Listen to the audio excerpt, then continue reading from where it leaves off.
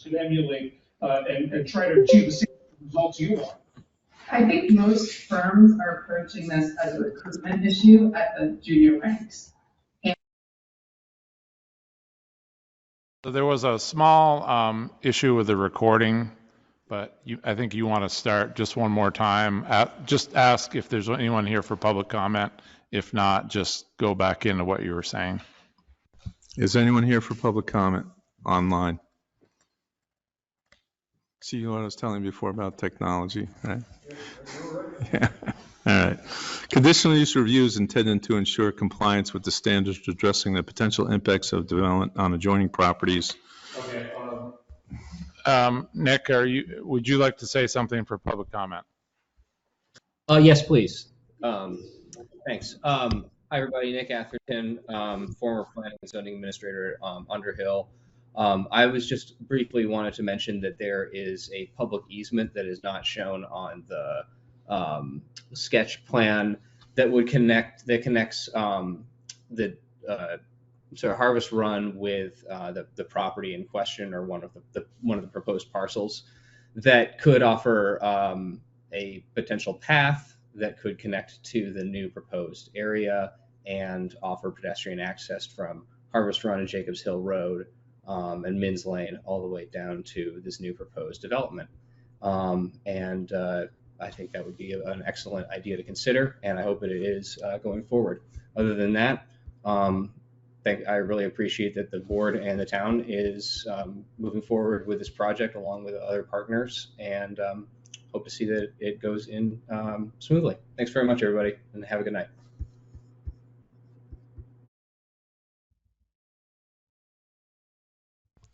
Conditional use review is intended to ensure compliance with the standards addressing the potential impacts of development on adjoining properties, the neighborhood, and/or the zoning district in which the development is located, and the community at large. Typically, land uses are subject to conditional use review because of their scale, intensity, and potential for off-site impacts warrant more careful scrutiny by the Development Review Board. Standards and conditions may be imposed relate to the identification, avoidance, and/or mitigation of potential impacts. Should additional information be required, the board reserves the option to continue the hearing at a date and time certain in order for that information to be submitted and reviewed by this board. Copies of the rules of procedure that the board follows are available for review from the Planning and Zoning Administrator or on the town website. So the way we're going to work things tonight is we'll hear and ask questions from the applicant and/or his representatives. We'll hear and ask questions of the Planning and Zoning Administrator. In our case, we have an interim Planning and Zoning Administrator who also serves as a town administrator. We'll give other folks in the room a chance to speak on behalf of the application. Under our rules of procedure, each speaker is limited to 5 minutes. However, that time can be extended upon request and majority consent of the board. The applicants or their representatives will have an opportunity to respond, and then final comments will be solicited from all parties. Anybody speaking tonight should address their comments to the board and not to others present at the hearing. Board members may feel free to ask questions of any speaker. Are there any state or municipal representatives present acting in their representative capacity other than the town zoning and planning administrator and town administrator? Hearing no, we'll say that there's no municipal representatives present or state officials. Interested party information sheet is available to all attendees. It might be by the front counter. No, it's on the town website if it's not over there. Only those interested persons who have participated either orally or through written statements in a DRB proceeding may appeal a decision rendered in that proceeding to the Environmental Division of Superior Court. If you are an applicant, a representative of the applicant, or an interested party who wishes to participate in the hearing, we'll have you come to the witness chair, clearly state your name, residential address, and mailing address if it's different. What I'd like to do now is anybody who plans on testifying or talking tonight, I'm going to swear you in.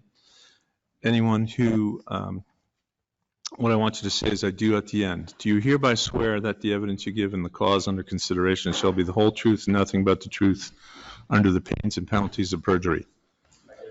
All right. Are there any conflicts of interest, or have there been any ex parte communications on the part of the board members? Let the record say there are none. At this point in time, I'm going to enter into the record the information package that was sent out by the Planning and Zoning Administrator prior to the hearing. Information included in this package relevant to the hearing is listed as Exhibits A through M. They include a notice of public hearing dated December 18th, 2023, Development Review Article 5 application, a waiver request, a staff report, Burlington Free Press notice, a certificate of service, a site plan that's listed as Phase 1, a site plan 2, erosion prevention and sediment control plan, a site plan finished, a color drawing with no text showing the detention pond, Agency of Natural Resources wetland map, Agency of Natural Resources 1 Fort contours map. So with that, we'll begin testimony here from the applicant or their representatives. Because we have a hybrid meeting tonight, what we're going to do is let folks present here at the meeting testify or comment first. Then we'll solicit any comments from people that are online. As I indicated before, all our comments are limited to 5 minutes unless majority consent, and majority consent of the board can exceed that. So, Michael, you're up. So, because we're online, we're going to have to sit over there. We're going to have to talk into the mic. You have to push the red button on the mic when you're going to talk. When you're done talking, you have to press it again so we don't have crosstalk or interference. Good evening. My name is Michael Steeves. I am the applicant, along with my fiance, Caitlin Kohl, the landowner. We are in the second phase here of a conditional review. Last meeting was continued because of conditional review. We applied for an access permit previously. As we followed up with the board's recommendations and requirements with additional plans showing stormwater runoff, drainage, the fire department demo drive up, that plus all the additional VT maps that were required that we also sent over today. As you can see, everything is still at the same 10% grade. We are trying to get the waiver for 100 feet into a very steep slope, which is shown on one of the drawings. Other than that, I'll open anyone up to questions.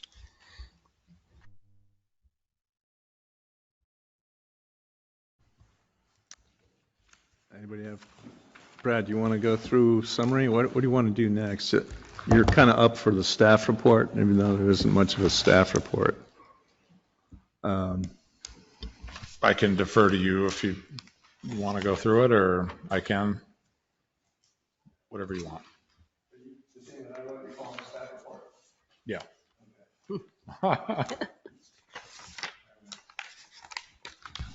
So I prepared the evaluation criteria that we have to review. The core competencies or core review criteria of this application are Article 3, Section 3.18, steep slopes, Article 5, Section 5.3, which is site plan, and Article 5, Section 5.4, which is conditional use review. The purpose, the property has steep slopes as defined in our regulations that are between 15 and 25%, and there also contain slopes that are in excess of 25%.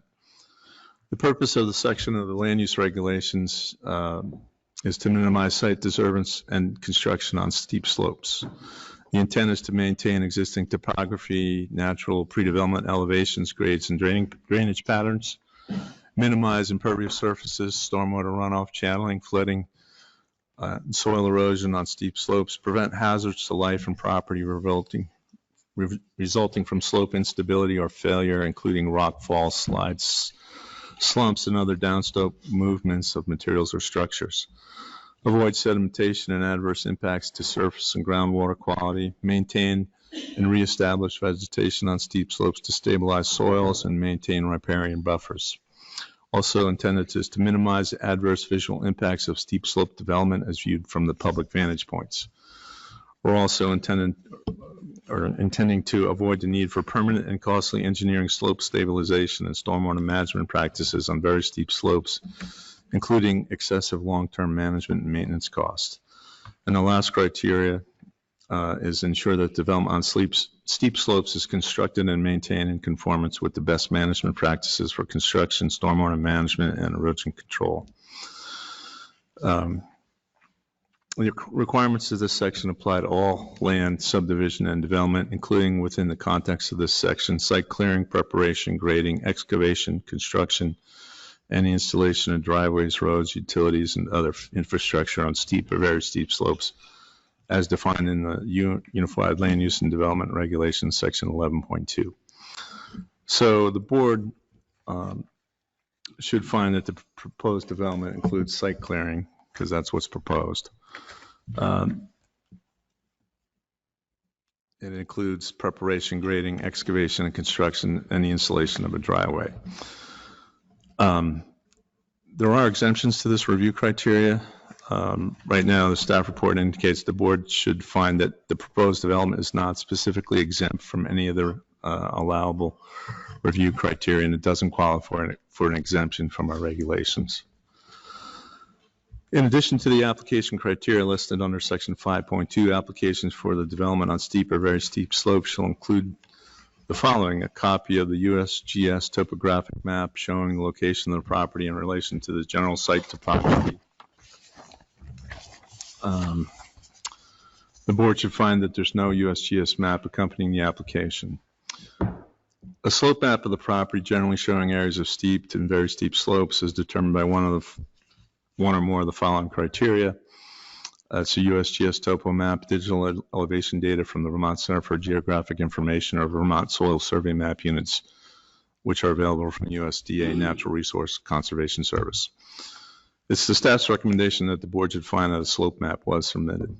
And then a site plan for the property prepared by a licensed professional engineer or surveyor showing the location of all surface waters, wetlands, required setback, and buffer areas, the general location and density of the existing vegetation, tabulation of the type, area, and location of the vegetation to be removed, location of rock outcroppings, the location of existing and proposed improvements, including building envelopes or footprints, driveways, roads, or other impervious surfaces, and trail and utility corridors.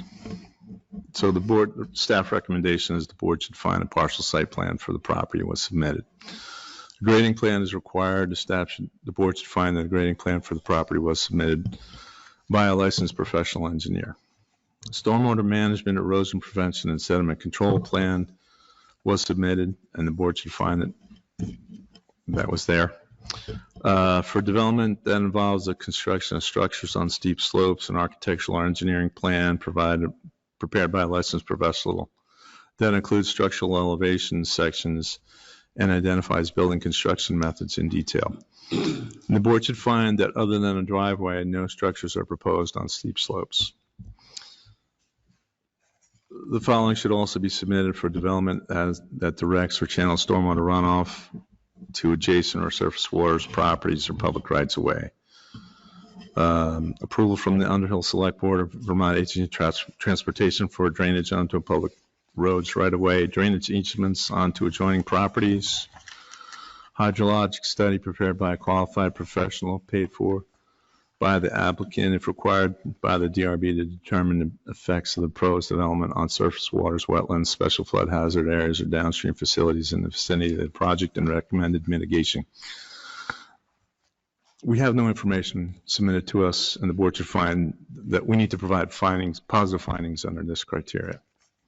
So those are the steep slope criteria. We have site plan review criteria and conditional use determination criteria. I'm going to summarize this rather than read everything to you guys. Under existing site features, the board must find that the proposed project avoids undue adverse impacts to significant natural, historic, and scenic resources as identified in the Underhill Town Plan, maps, and related inventories through site investigation.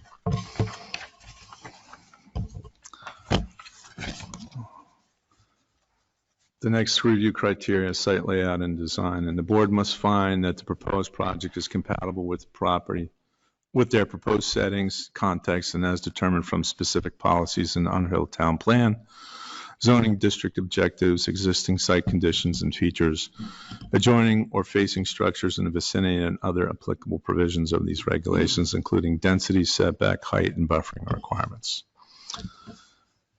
Third criteria we review site plan under is vehicular access. And the board should find that the proposed driveway access does not create a hazard in its proposed location and the overall improvement of the existing curb cut. The next review criteria is typically for, say, one we call a commercial development, which is parking, loading, and service areas. And the board should find that the parking, loading, and service areas are to be consistent with those used for a single-family home. Review criteria number 5 is site circulation. The board should find that the proposed project has adequate site circulation. It's only proposing a single-family home. Review criteria 6 is landscaping and screening. It's recommended that the board should find that no additional landscaping or screening is proposed as part of the project. Review criteria 7 is outdoor lighting, and the board should find that no information on lighting was submitted in support of the application. And the last review criteria is stormwater management and erosion control. And the board should find that a stormwater management plan is proposed inclusive of stormwater management basin. No information on the basin or its operation was provided. And the board should find that an erosion control plan was submitted. So that's the site plan review criteria. Now we move on to conditional use criteria.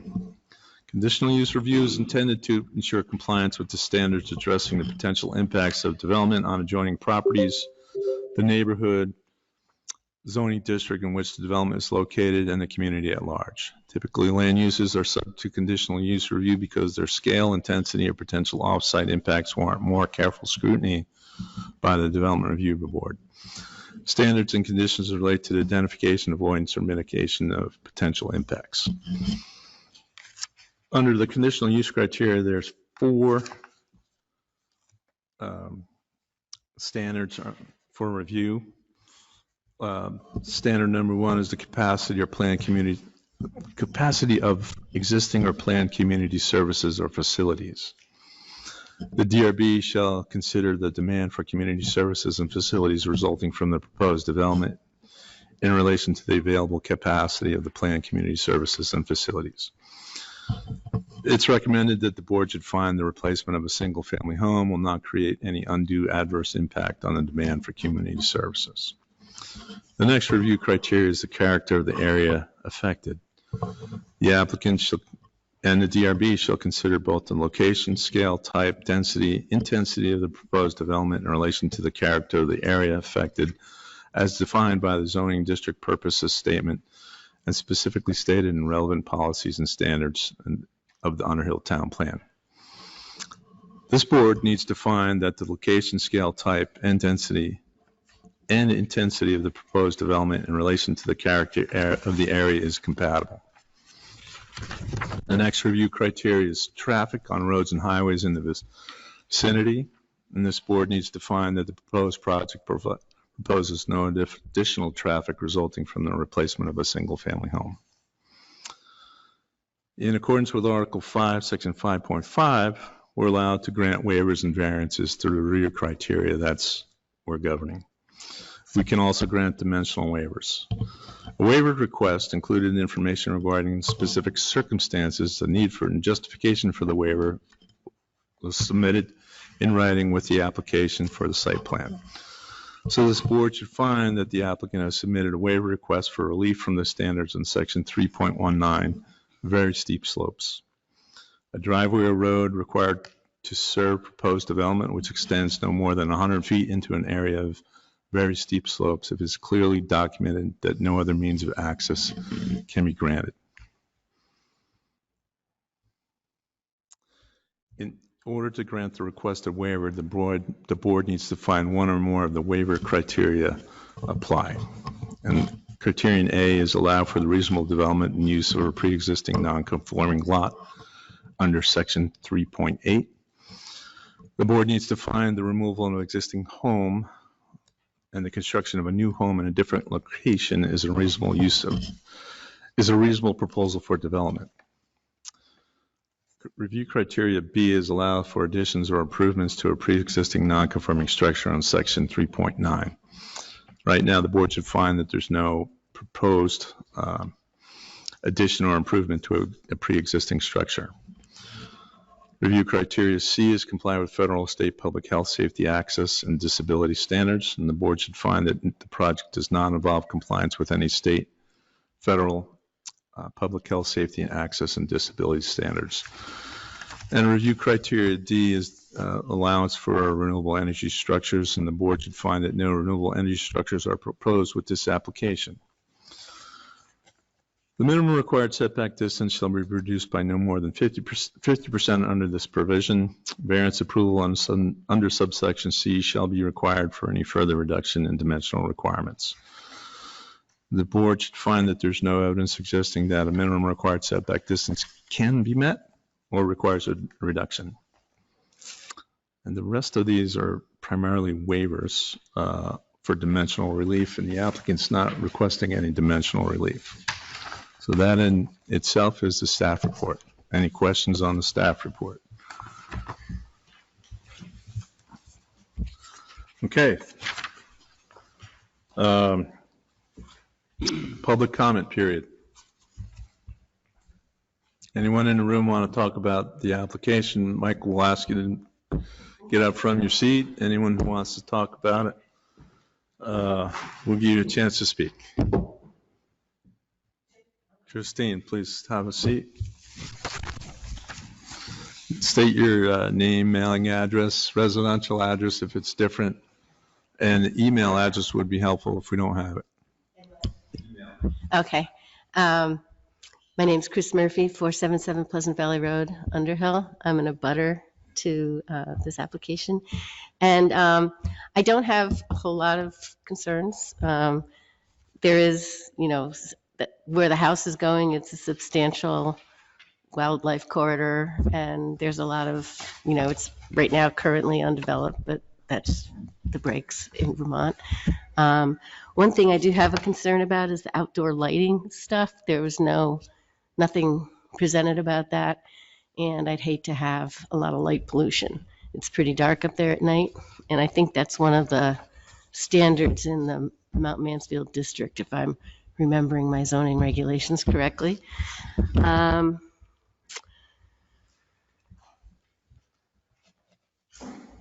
I also, there was a question as to whether the survey was completed on their property. I'm getting different stories. Brad, you said it hadn't been completed, and I have not seen a boundary survey submitted Right. for recording. I know there's been some boundary work there, but there's no Perhaps. submitted survey. I just wanted to make sure that not with this application. but I'm just saying, I just wanted to make sure that the boundaries are where they're purported to be on this. If there's not a recorded survey, I want to make sure my property is not getting adversely impacted by the driveway when it swings around in the last bit there. And then I guess I had a question why there was only a partial site plan. Was it just because the majority of the back of the property isn't being developed? Is that why there was only a partial site plan submitted? Just a question. I don't know. It's the evidence that was submitted for us. So you'll have to ask the applicant. You need to come to the mic. So nothing gets heard unless it comes through these mics. So maybe what Charlie's view, but maybe after. Nope. We're going to let Chris talk, right?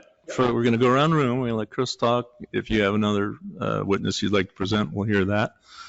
How do we handle the harvest thing?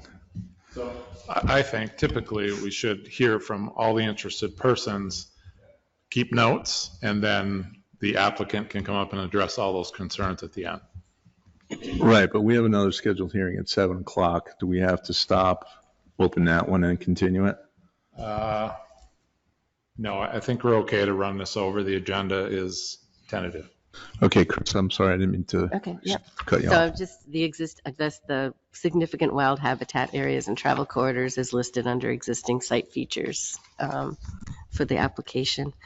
That's it, pretty much. I guess if you don't have a lighting plan, I would ask that if there is going to be lighting, a lot of extensive outdoor lighting, that it's all downcast as our regulations usually require, I think, still. And so as not to do a lot of light pollution. And I think that's about all. I have just the questions about the survey, the wildlife corridors and habitat areas, and the light pollution potential of a lot of outdoor lighting without any landscape screening or anything. So, and the partial site plan. Those are my questions. Thank you.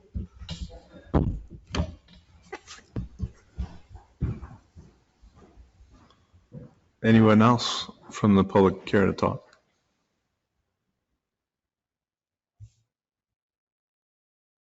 Hearing none. Is there anyone online who has questions relative to the Steeves application? If you do, please raise your hand. Use the reaction button to raise your hand.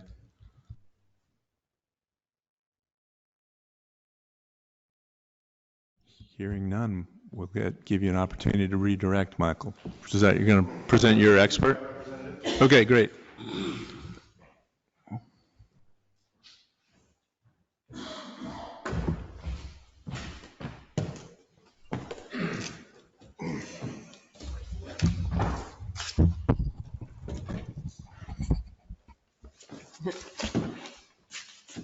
I might need some help. Maybe.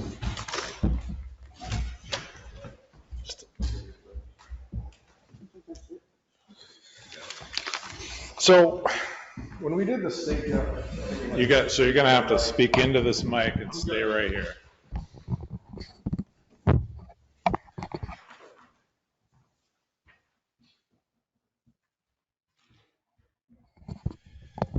thanks, Brad. Right there, I'll take one of those for the Yep. record. Do I have to push the button or are we good here? No, we're good. All right.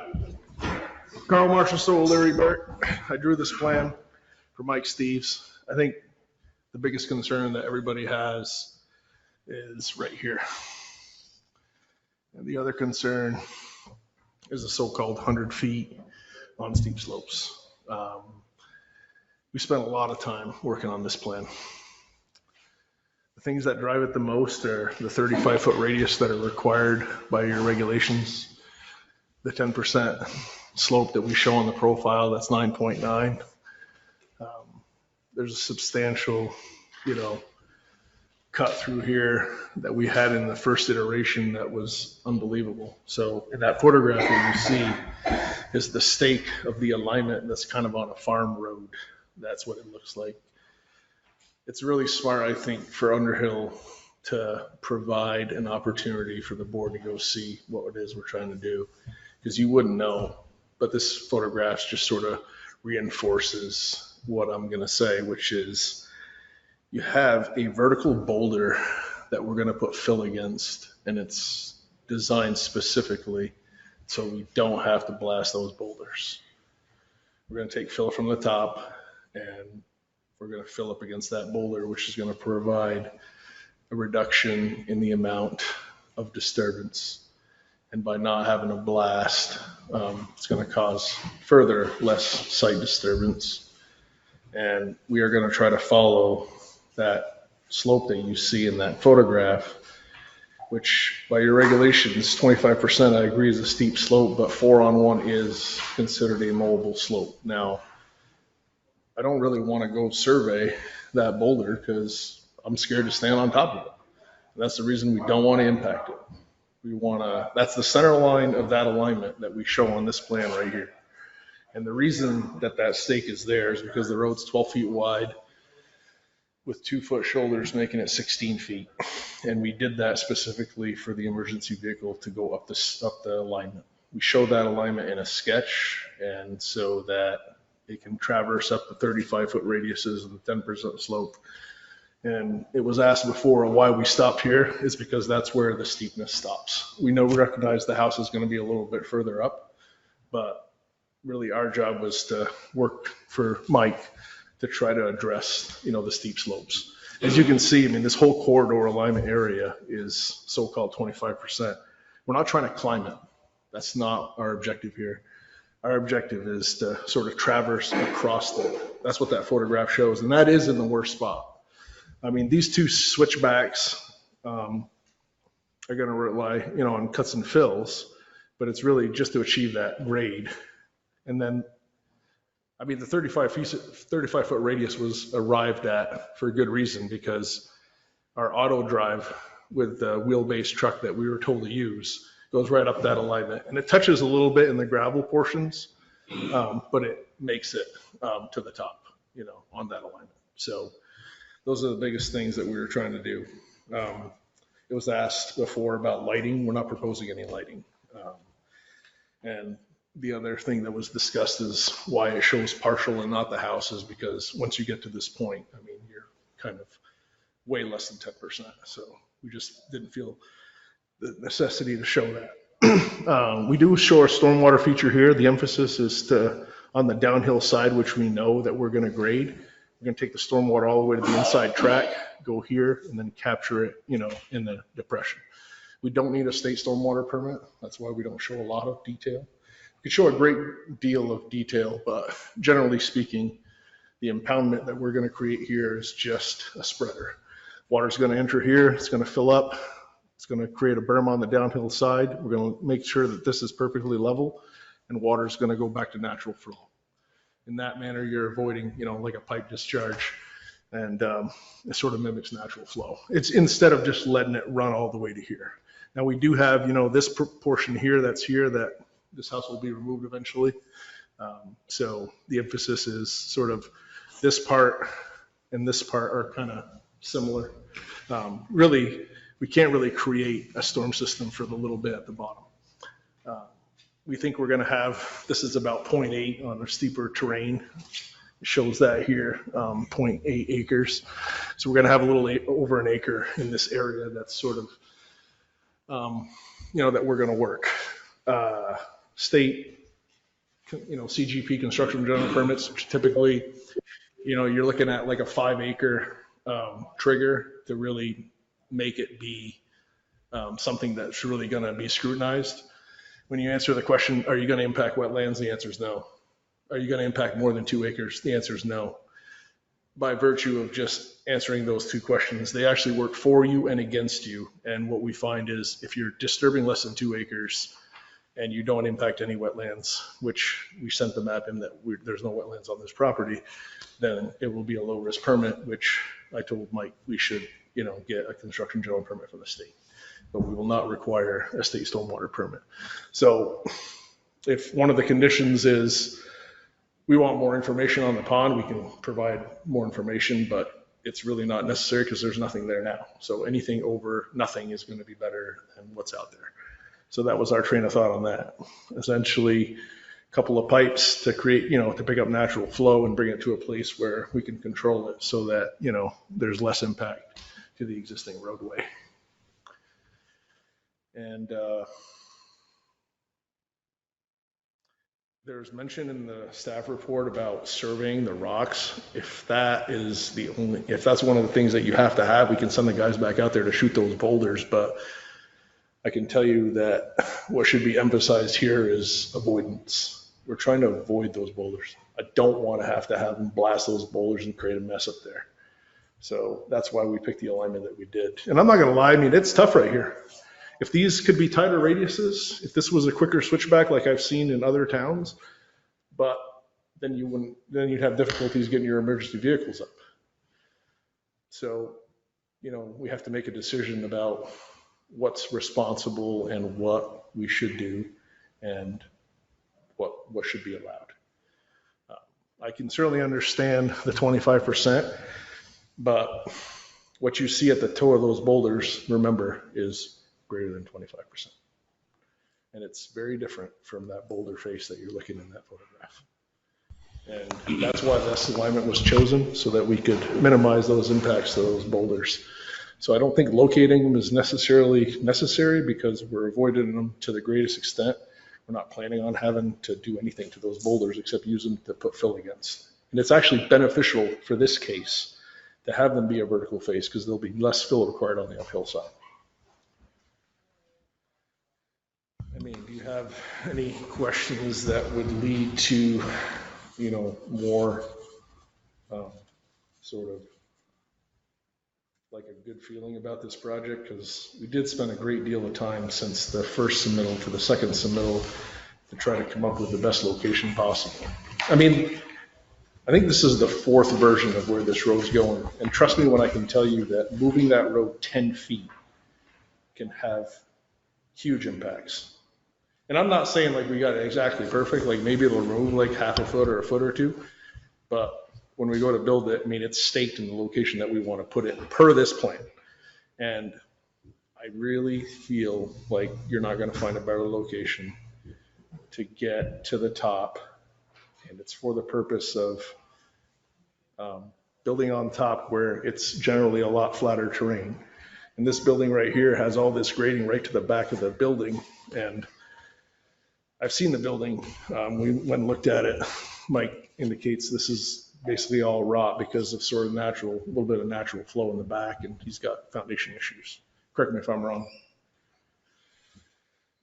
So I think I've covered mostly what I feel from the staff report is sort of the critical, but if I missed anything or if I can clarify anything, just please let me know.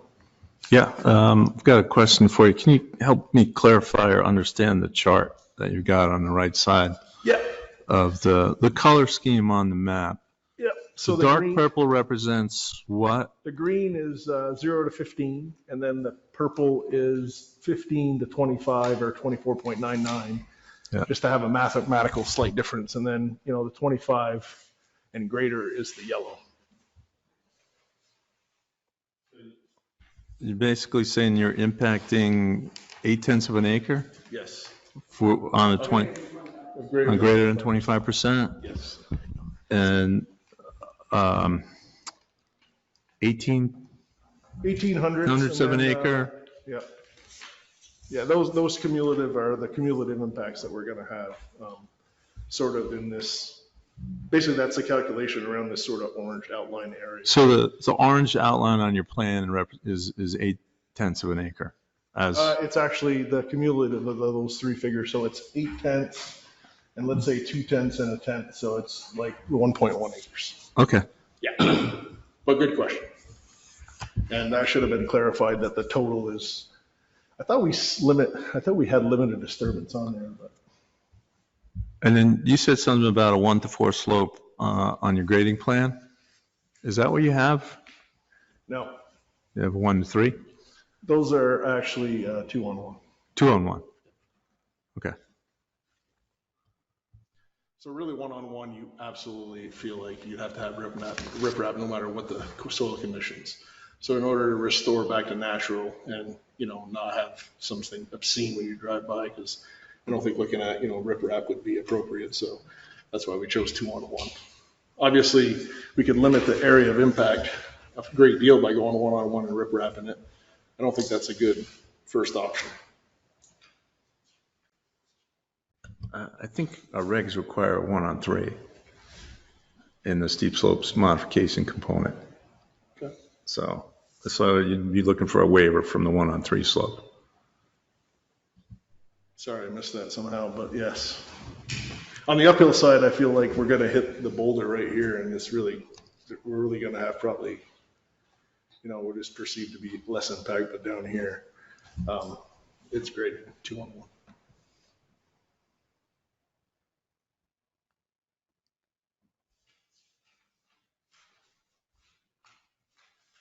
Did you answer the question Ms. Murphy had about the boundary, or how did these lines get on the paper?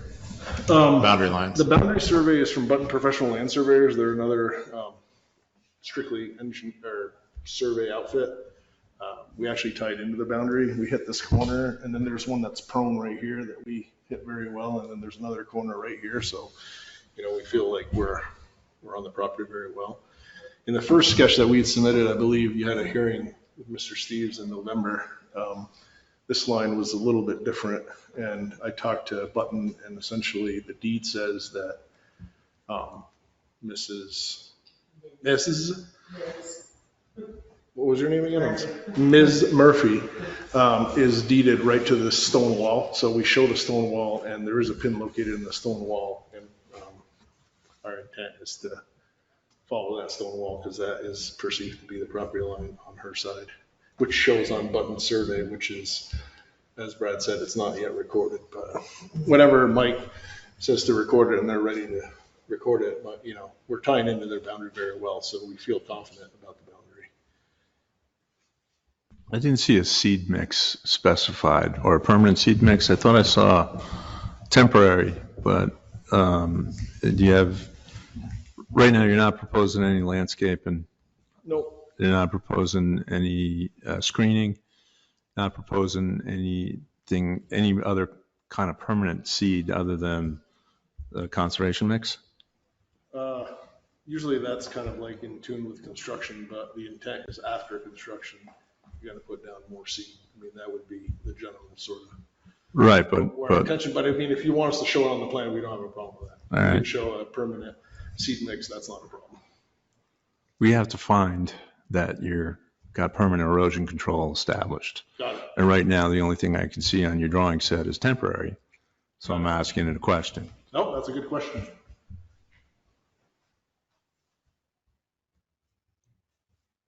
And there's no additional landscaping proposed at all, like screening or anything like that? Okay. I see, I thought Mike said at the last hearing there was. You need to activate your mic. Question about landscaping, and maybe I misheard you, Mike, at the last meeting, but I thought there was, you said you were going to plant some trees or keep some trees outside the driveway, is that? Can I say here? Yes, absolutely. Once we get, again, the existing home removed and we bring back the grade to the final conditions that were shown on another set of plans, that it was our understanding that we were able to replant as many trees as possible, and down the bottom where it flattens out will just be flowers, bushes. The purpose is to keep that whole corridor down below all wild.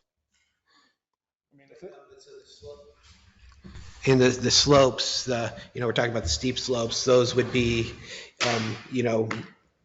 replanted if the trees were, taken out or lost or kept where they could be kept? Any tree that can be kept is 100% going to be kept. Any tree that does not interfere with actually the driveway location will be kept. And after that, there's a good majority of trees that are already dead through there, so we plan on planting as many trees as possible coming down that hill. That's what we actually want, is graded terrain that we can ski down.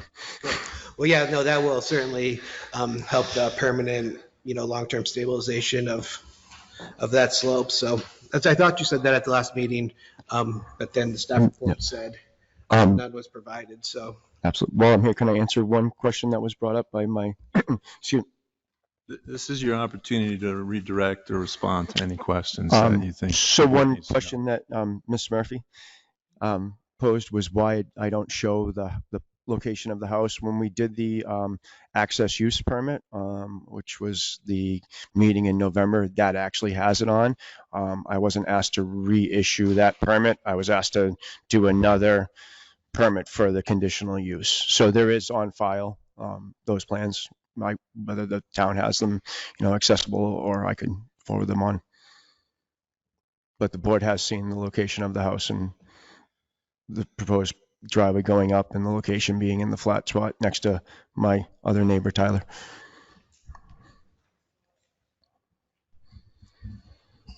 I have a question for you guys. Now, the 99 feet 6 inches, that goes from the last point coming around the corner where we go from a non-steep slope to past the boulder wall above that is the 100 feet right there. And it actually shows going past this very steep slope as the 99 feet. Yeah, according to what I scale here on your drawings, other than like a little 12-foot section of your 15 to 25, it's about 245 feet of clearing there. When Brad and I had talked about this previously, he made it the point that I'm not sure how the board looks at it, whether it's 100 feet of solid or it going in and out. So please represent 100 feet that you're going of that very steep slope. We go in and out from the driveway entrance, and we go across and we lose steep. There's different sections that will raise, 15, 20 feet through on the first switchback. And then the initial part, there's about 20 feet vertical that you get. That's very steep as also, but you're also traversing that sideways. It's, yes, if I made a line from the street all the way up, but it goes in and out of non-steep slopes as well. And I fully appreciate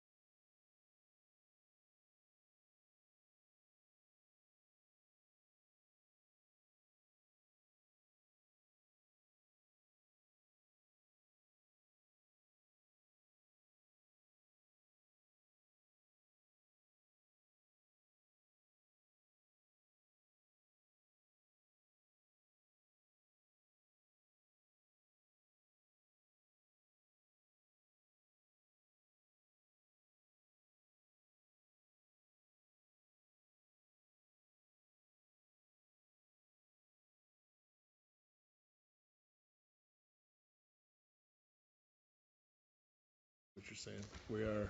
We are infringing on that to perform the grading.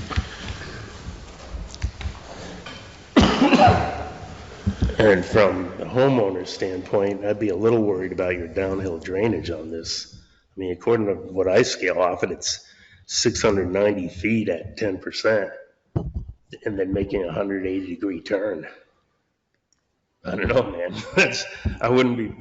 I'd be a little worried about my stamp on that.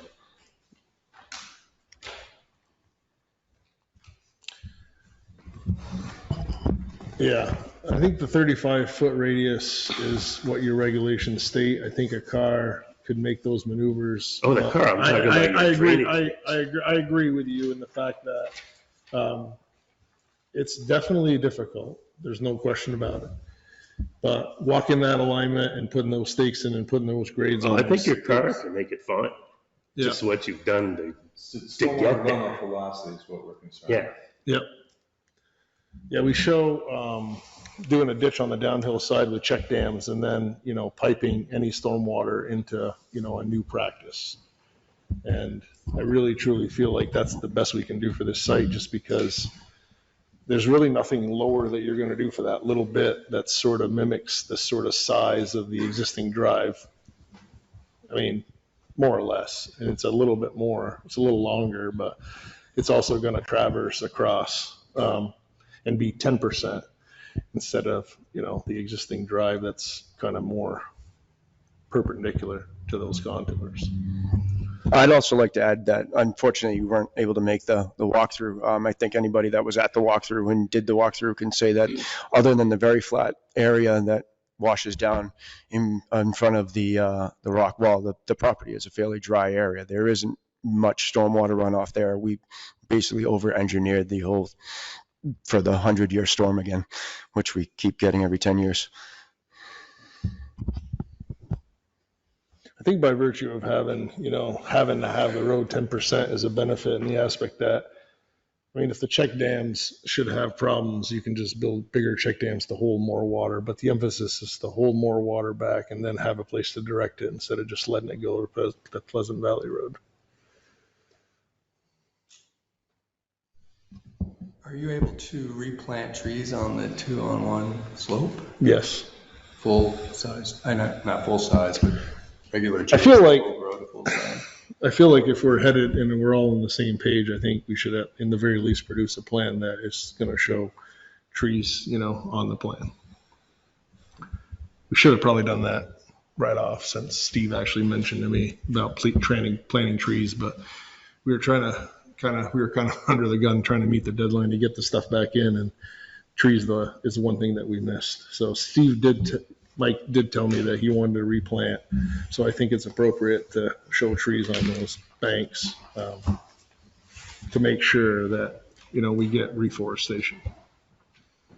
I mean, like he said, the trees up there are kind of sporadic. Like when we went up there, I was thinking, this thing is really wooded, but looks like pretty sparse from what I saw in the alignment area that we staked out.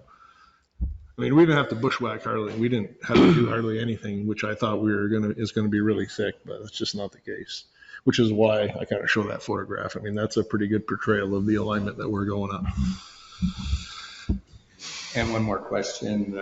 You mentioned the fill for this boulder road, I'll call it, boulder section of the driveway. Do you get all the fill from above the boulder for that whole section? Yeah, it'd be costly to truck stuff in, so Mike's going to utilize that flat area up top and use native material. I feel like native material is always better too, just because that's what's there. So my question then would be, how much fill do you need for the 2-3 turns getting up to that flat area? We didn't do a calculation on the actual fill volume. The profile kind of shows, some cut, some fill. I don't have that answer, but I suspect that it's not going to be a balance, but he's going to need more fill. So he talked about digging a pond up there, but we were just kind of joking around, but whatever is in that flat area that we know has super less, potential of erosion is where, we'd extract the material and bring it down. That's, correct me if I'm wrong, you're going to use on-site material. As much as every bit I can. And then there's several in the local areas down there. There's one up towards the notch on 108 on the right-hand side. Local gentleman that basically digs and brings out of his own property. It's about 5 miles away. Trucking is basically, I'm going to truck as close as I possibly can if I have to bring anything in at all. I'd rather not bring anything in, but in all likelihood, we will have to probably in the final end, yes. The other thing that's really nice about this plan is obviously there's an existing drive that's fairly accessible. So we show a couple stabilized construction entrances to keep the Underhill road clean. And you got a great area for staging. And I would emphasize, we try to build a stormwater feature and head up and put the culvert in right away as soon as we start working up is what I would suggest.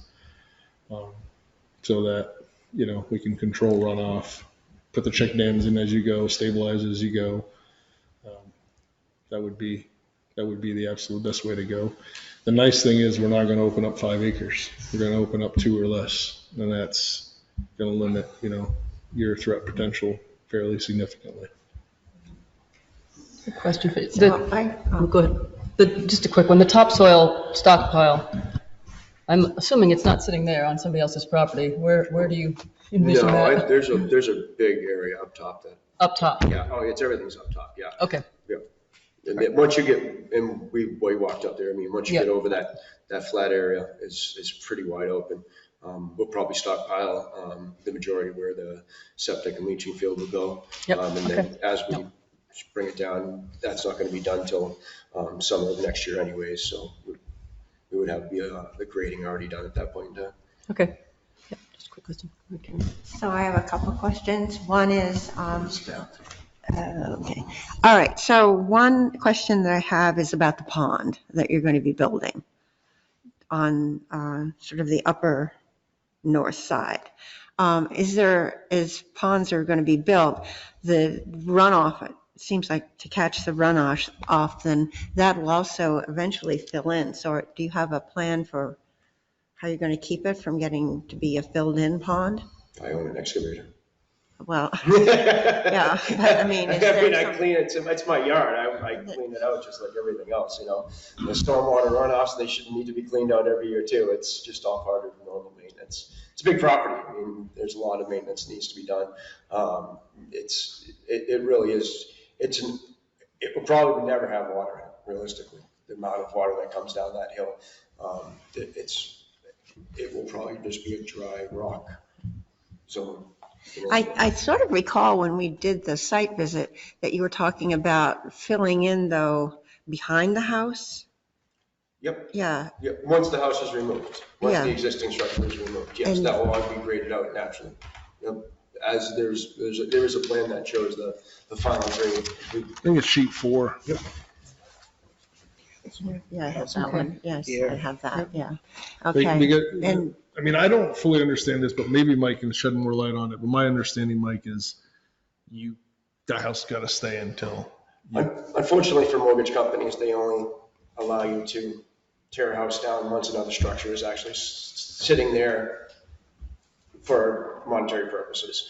So basically, there's a gray area with the mortgage company and the insurance company where I have to decide within, a month or two that the house is going to get torn down because in order to get occupancy, we can't have the second structure there.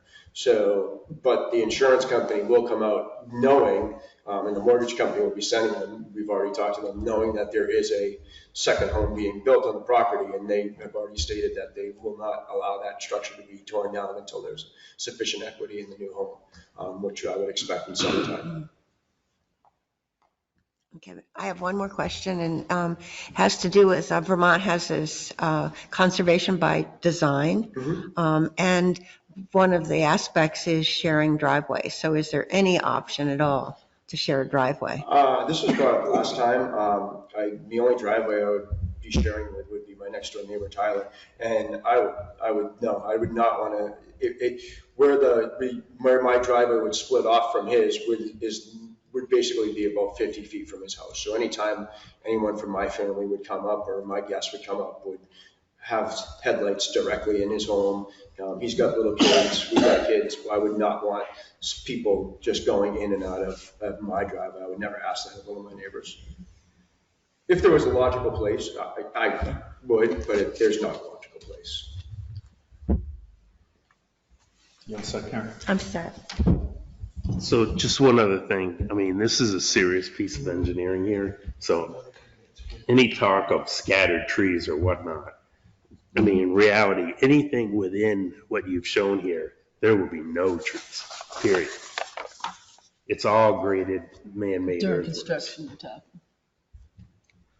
I think. I think.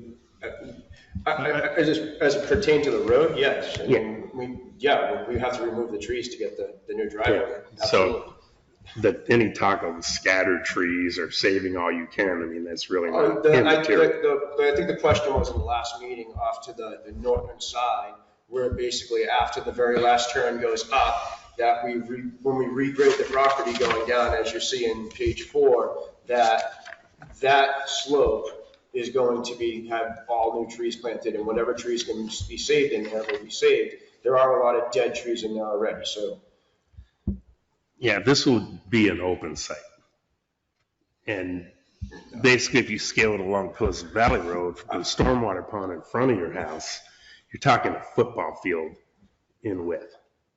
I mean, that's your opinion, sir. I've done this before, and I've done much bigger projects than this, and no, I've gone through and. I mean, that's what it scales out on his. I think what you're saying though is the trees that you're going to take out, smaller ones, you can excavate them out, dig a hole, put them back in. But generally speaking, you're right. To do this regrading, trees are either going to be removed.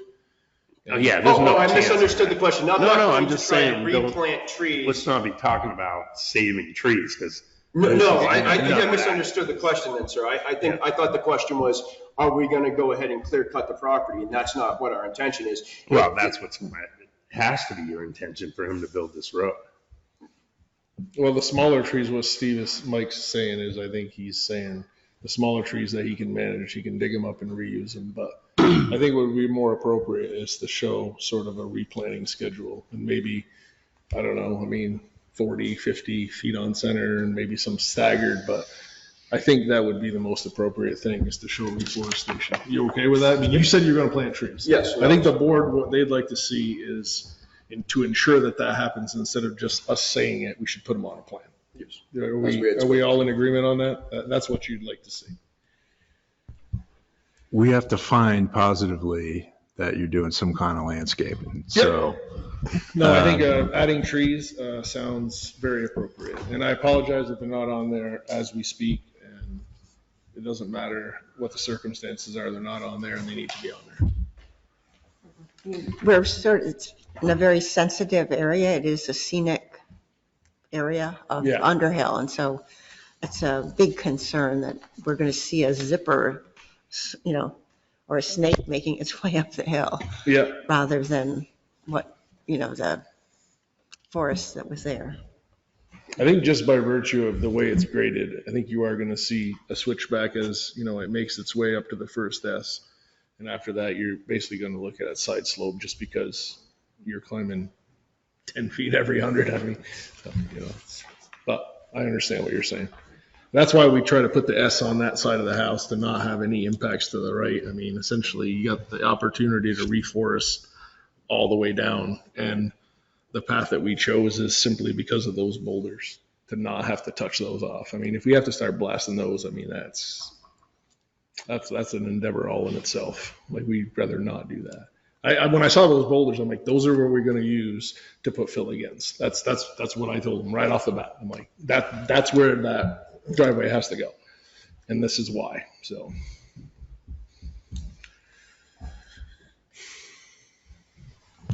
Can you just describe for me the operation of the stormwater pond? I'm missing The it. function of the stormwater pond, like we know, it's fairly heavy soils.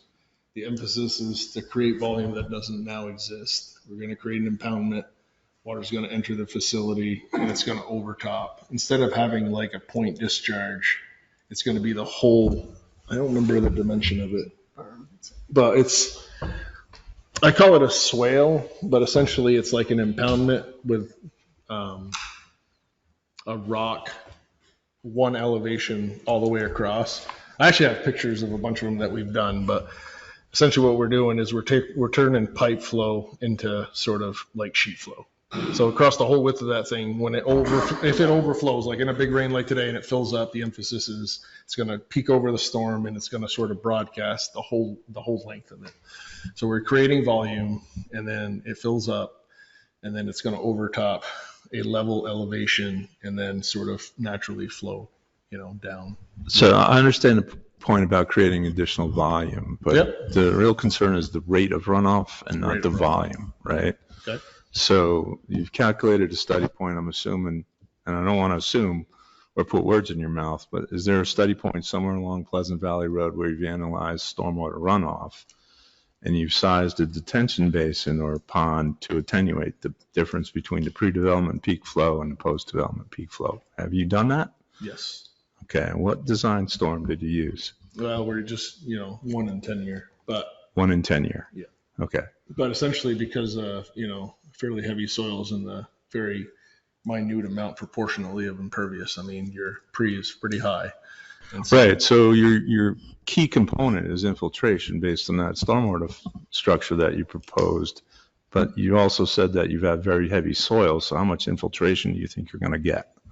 I mean, all soils are going to produce some, but I don't remember what the volume is. But yeah, we did run numbers. We basically, our numbers assume no infiltration. So no infiltration. But we always know there's going to be some. So the basin will fill up. I'm just walking through the operation. Okay, so the basin fills up. Yep. 2-3 days later, the emphasis is it's going to be empty. Okay. Where's it go? In the ground. In the ground. Okay. And if it's frozen out, it's going to stay there till spring, and then go.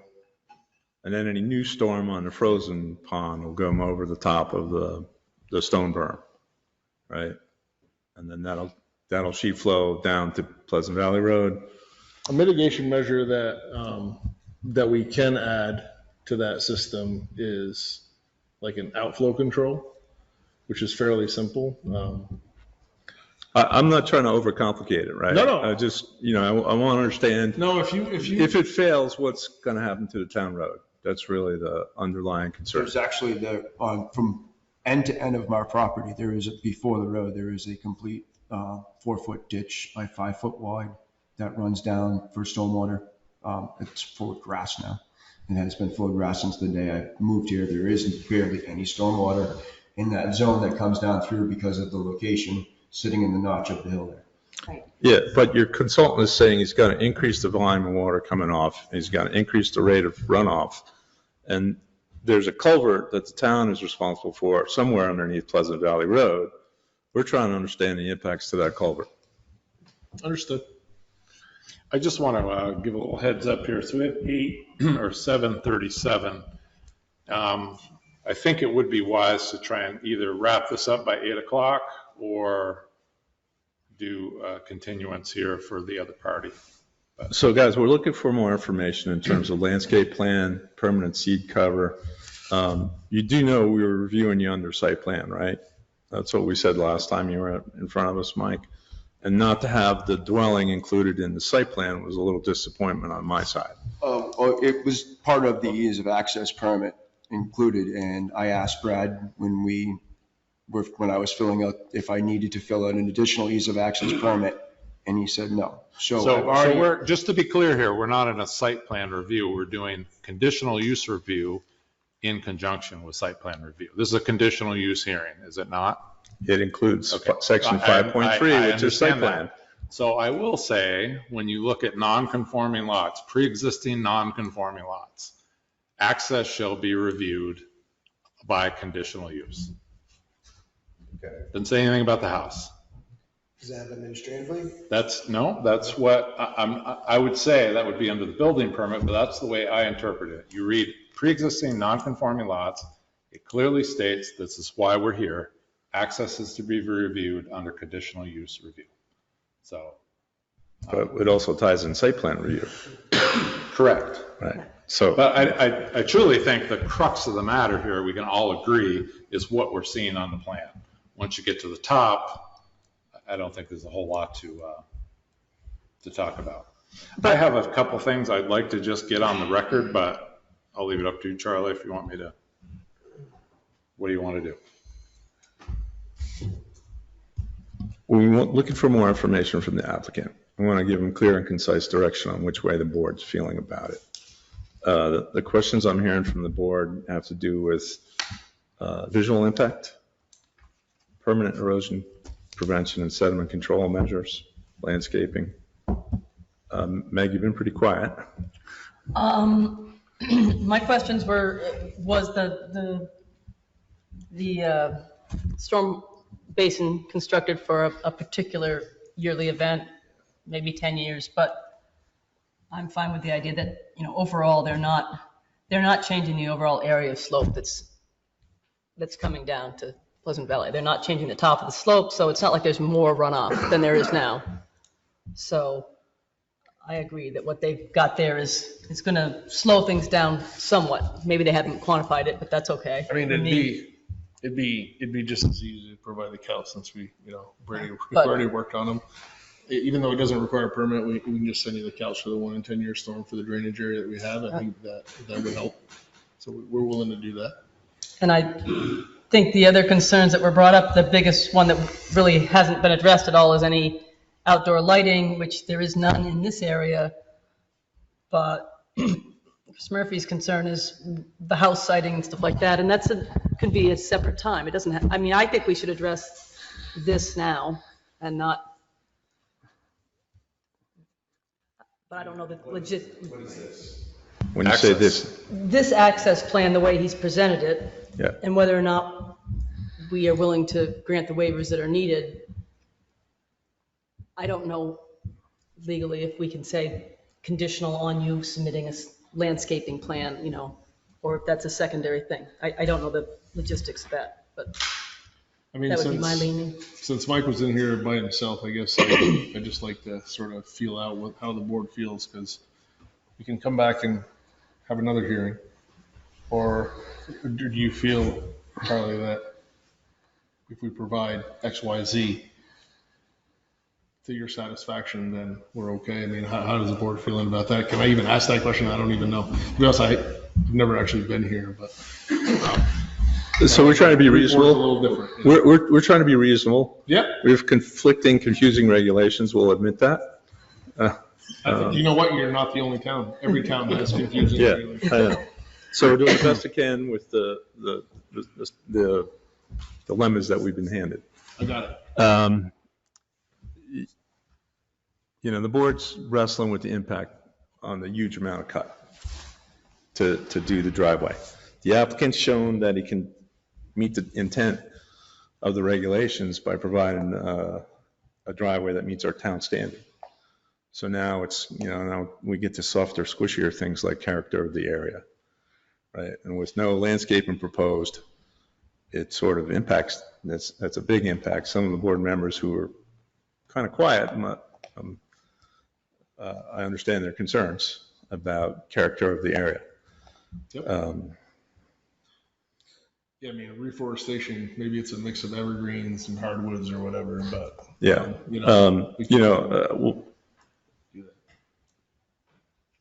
What I'd like to do is see if you guys want to do a continuance to give us a landscape plan and maybe a mitigation plan on the aesthetics involved. Any other questions that the board has? Yeah, I had one, we kind of just talked about it, but the location of the house where you want to build your house. You know, I know it's not maybe exactly part of this application since we're talking about the driveway, but to grant the waiver, essentially we're saying your house site now is a poor house site. And so, you know, to build into a better house site, it requires this driveway. So I think it would help me. And I saw it while I was out there, you know, the area with the power lines. And I didn't have a problem with where that house site was. It was in line with your neighbors, but identified on the site plan. Like I said, in the access use permit that we did last time, there was a plan that showed the continuance of the driveway all the way up with the necessary turnaround for the fire department. Okay. And location and setbacks of the house, the driveway. I think what he's saying though, Mike, correct me if I'm wrong, but we could just take the information that was given. Yeah. Put it on this plan. Absolutely, yeah. And again, that was, I think it was a misunderstanding between my questions to Brad. His, you know, response was, I was under the understanding that the conditional use was a separate item from the access use. There are two entities that actually work together. Yeah. One was already submitted. Those plans were already submitted. It would have been very simple to add them to this the process. They're already submitted with the town and they're on file, so. Okay, well, that was to, you know, to have it on the plan with the landscaping and everything else you added, even if it was a separate sheet with all that final information, because ultimately, you know, my personal opinion is I'm comparing the two house sites, and, you know, the house site where you'd like to build it does seem like the better house site, and so that would be what would get you the waiver, so to see that. Yeah, we'll stick that on there. Yep. We'll basically expand this last sheet to show where the house site is all the way. And we'll do a little bit more calculations about, so we have a little more exacting figure about, you know, impervious and all that kind of stuff. But how much time do you guys want?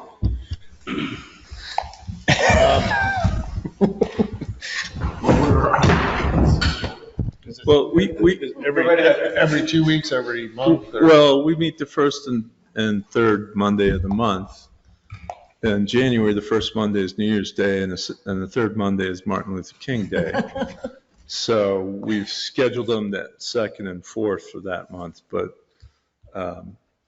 you know what we want to do: walk away tonight with a date, time certain when we're coming back to look at it. We want to give you guys enough time to give us the information that we're looking for. And public, because this is a publicly warned hearing, we have to continue it to a date and time when the public can return. What's the date in January? So it's the 8th. It's The 8th is the of first January. hearing in January? Or the 22nd.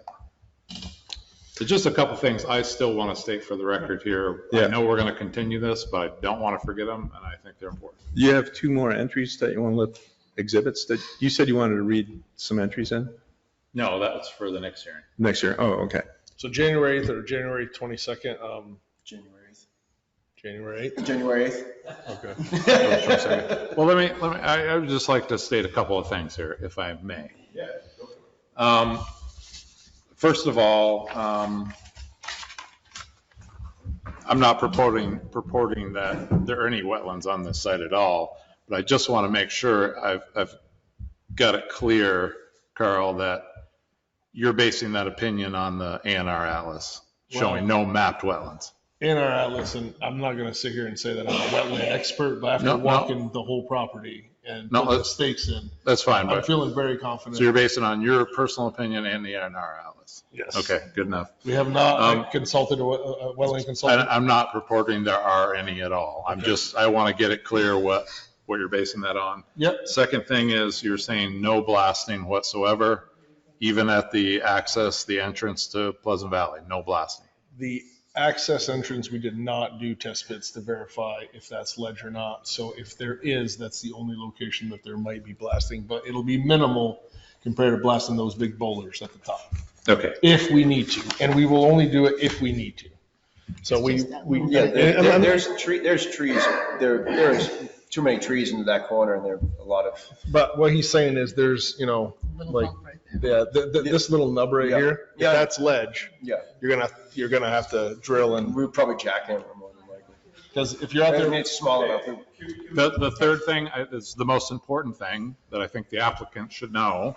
As you mentioned, possibly purchasing from Phil some, I think maybe Mountain Farm sand and gravel. Maybe is that what you're talking Bridge about? 7 is down.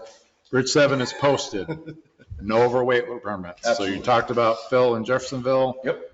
You would have to come all the way around. I want that on the record. I want it to be clear that you understand that Bridge 7 is posted. Absolutely. Okay. Yep. Fair My enough. contractor's from Colchester. He would. That's fine. He would rather be But I'm saying if your I was material's in Jeffersonville. I was giving you an example of a local person that has Phil. That Okay. I would purchase from a local Fair person. enough. That's it. Okay. yeah, I mean, I don't even know anything about Bridge 7, so that's. That's okay. I'm just making sure the applicant is aware we have a bridge that's posted. No overweight permits. No overweight permits. On Pleasant Valley. That's all. And I just would like him to And acknowledge it's that. north of this? or- It's 2 miles north of this. 2 miles north is Bridge 7. Roughly, Yeah. mile and a half. It's right by the border. Okay, Mile that's and a all half. I have. Okay, well, And the paving trucks keep going down. Well, they're empty. So we're going to offer you guys a continuance. Shana, do you have a question? No. We want to offer you, or you're requesting a continuance until the January 8th hearing? Yep. All right. When do we have to get that material to you for January? Since it's a continuance, I don't know. I mean, it took a while to get the material here the last time. So if you dump it on us tonight at the hearing, we're not going to give you a decision that night, right? So if you can get it to us for Friday before, we'll at least have some time to look at it before. Can you get it to me by the 3rd? 3rd. Yep. Okay. We're shooting for the 3rd, and I'm Nick Atherton. I'm going to email it to that email. And Atherton, yes. And Atherton. So I'm going to email it to him and copy you. Because now I know where it's supposed to go. So I apologize. You can email it to my other email as well. Beholden. I have one other question. Either one. I think Charlie in the beginning mentioned about the 100-foot we have in our regs to go into a 25% plus area. And I understand how the Boulder Road it's a cross slope, so you're not really cutting into that. But I think we need to know lengthwise roughly how much the early part of the road getting up to that point beyond 100 feet you need. Okay. Yeah, I mean, judging by those little pink and a little bit of green here and there, by proportionate of that photograph, it seems like, well, if that's vertical, I was actually surprised by the LiDAR, but when we put the stakes in, we can verify the elevation of the LiDAR, and we found it to be very accurate. So I can't dispute the fact that those are probably 25% slopes. But the answer to your question is, from the pink basically to the green, I mean, that's the length of the road that's going to be in excess of 100 feet fairly significantly. And there's no way around it. I mean, that whole corridor is greater than 25% slope. So if we're going to make it to the top, I don't see how Obviously, we're asking for a waiver of that requirement, but that's the alignment that is, even though this is vertical, this is greater than 25% slopes by virtue of the LiDAR contours. So the answer to your question is, I don't disagree with what Mike's saying about the cross slope being 99 from the green to the pink. But if you're asking me like along a parallel contour, you got road that's in excess of 100 feet. I mean, it'd be hard to dispute that if that's what you're alluding to. I mean, It's really the elephant in the room, isn't it? Here is Again, I'm going to have to refer back to the CAST drawing that was presented in the last meeting, and that was given the example of how to calculate the 100 feet. I mean, actually, you know what? I'm hearing this from Mike, and I'm hearing this from Brad, and I'm hearing this from the board. So I'd like to hear from the board what you'd like me to calculate for this 100 feet, because is it cross slope? Is it parallel slope? Is it along the alignment of the road? I'm not super clear based on, the sketch that he showed me and the interpretation of what's being said tonight. I think the interpretation of the written rule is very subject to opinion. It's very basic. It's not, 100 feet could be anything. So that's why when we went over this, we referred to the CAST drawing that was done. And his point was on a vertical slope going across. And that was the example given to how to show the 100 feet cross. I mean, I imagine you've encountered this before, so maybe you have an answer for us, but, I mean, this is what I'm hearing, so if we're happy with that 99.6 the way we show it, then. Well, in my understanding, I guess the question for Brad or Charlie is, that can be waived. Is that if, there are four if it met one of the four criteria. Yes, that's what it kind of said towards the end under the waiver section. So I guess it would be. Dimensional waiver. Is it just a dimensional waiver? No. Is it a dimensional waiver? I'd say it's a dimensional waiver. So there's criteria that are outlined to waive the dimension. You mentioned in the beginning that it wasn't a dimensional waiver, or a dimensional issue, but possibly it is a dimensional. I think you could look at it like anything else. Well, it would be good to know how other applications have calculated it, and then I don't think we've ever really encountered this type of situation. You're the first. Well, no, CAST would be the first, because CAST is the example that was given to me in November. Because that's what the question I proposed was, how do we show the 100 feet? Do you want me to show it along the road? And the drawing that CAST showed was a single point cutting through. And that was how it was described to me. That was what was brought up on the screen, and that's how we went to it, and that's exactly how we proposed it on the drawing. At the request of the board, with the CAST drawing being the example. You keep referencing a CAST drawing? Yeah, KAS Engineering. It was for the Michael Moore hearing. So that was so it looked very similar to this. Yeah. Done by Steve Diglio, who I will say is chair of the Bolton Development Review Board, and our regs came from Bolton. So just throw that in there. So that's where it came from. We're not giving them clear guidance on the 100 feet, though. I don't think we know what it's for. So I can't give him clear guidance. I wouldn't. There's no clear guidance in the rule. Right.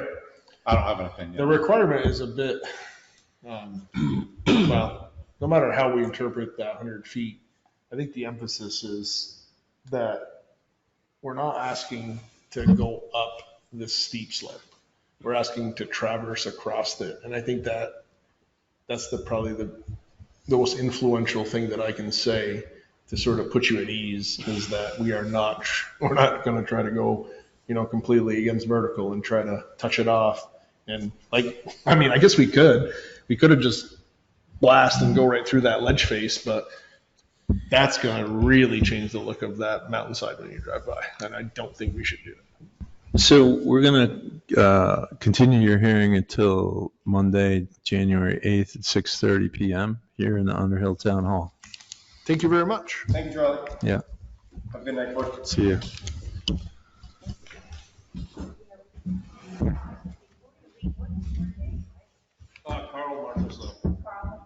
Carl Marchessault. He introduced himself before he got up. But, He was moving with his chart. I'm good. I could use just a little bit of a quick something to drink. So for the folks that are online, we're going to just take a quick 5-minute recess.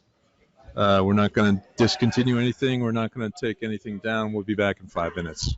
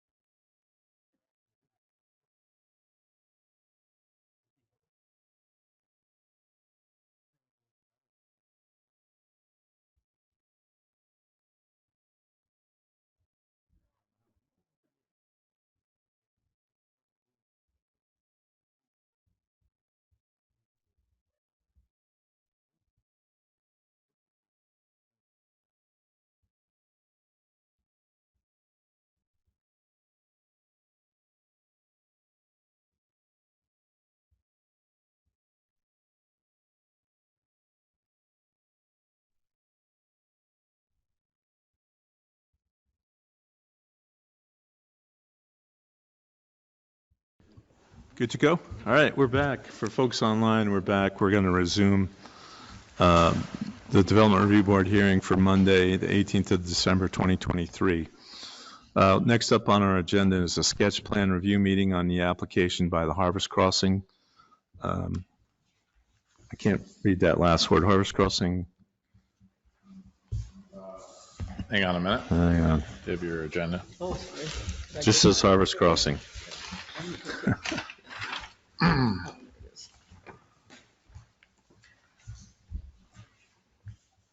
Just says 422 Vermont, Route 15. Okay. That's great. This application is subject to review under the 2011 Unified Land Use and Development Regulations as amended March 6, 2018, and the 2015 Road, Driveway, and Trail Ordinance as amended December 18, 2018. Sketch plan review is an informal pre-application review process intended to equate the Development Review Board with a proposed subdivision during the conceptual stage of the design process before the applicant incurs significant expense in preparing a formal application. This informal review and discussion at a regular meeting of the DRB helps identify the type of subdivision, the subdivision layout that will best meet the needs of the subdivider and the requirements of these regulations. The sketch plan review is not a hearing, and the requirements for interested party status do not apply. This means we do not swear speakers in, but we ask that you identify yourself and give your address to the board before you comment so we can keep an accurate record of this meeting in the minutes. These exhibits as part of this application are available in the Harvest Crossing 422 Vermont Route 15 file. Sketch plan review at the Underhill Zoning and Planning Office and on the town website. Copies of the rules of procedure that the board follows are available for review on the town website and also can be obtained from the interim planning and zoning administrator. At this point, we'll review and begin and hear testimony of the applicant or their representatives. Then we'll hear from the interim planning and zoning administrator. Then we'll ask if there's any members of the public who'd like to speak. For purposes of this hybrid hearing, we'll go in the room first, and then anyone who would like to speak with regard to the application that's participating online, we'll ask that you raise your hand using the reaction button on the Zoom call. Once we have received comment from all those who are interested in speaking about the application, we'll solicit final comments from the board, the planning administrator, and any other applicants. So is there someone here representing the applicant? Why don't you identify yourself and have a seat in the hot seat? Yeah. Familiar with that technology. I'm Dan Manns. I live up at 385 Pleasant Valley Road. I'm a member of the United Church of Underhill. I'm on the planning committee for this Harvest Crossing project. So I apologize that I was unable to attend the original meeting. I was out of state at the time working on another little consulting gig. But my understanding was at that meeting, the question came up that the board wanted to see proved that this parcel could be divided in a way that you could have conventional 1 acre lots and still accommodate the 7 dwellings that we were originally proposing as a PRD. And I think the substantial thing I have for you tonight is our engineer went back, reconfigured the lot layout and the plausible placement of the dwellings to demonstrate that you could carve this piece up in kind of a odd-shaped group of lots and still accommodate the wetland buffers, the adjacent neighbor border buffers, all of those other things, and get the 7 dwellings on it. So that was the question I understood you wanted an answer to for tonight. Yeah, the application that we received, the sketch plan application, The sketch plan application that we received incorporated the design relief that's allowable under planned residential development. Right. Traditionally, when we go through that PRD review criteria, we ask for a density plan or something that substantiates the density. Yeah. Then once you sell us on that, then we can give you all the dimensional waivers you need. Got it. So we didn't get sold on the density that last hearing. That's why you're here tonight. Got it. So I think, does everybody have the Everybody should have it. update? Everybody on the board should have it. Let's say that. It's also available on the town website if those Correct. online don't have a copy of what we're looking at. Yeah.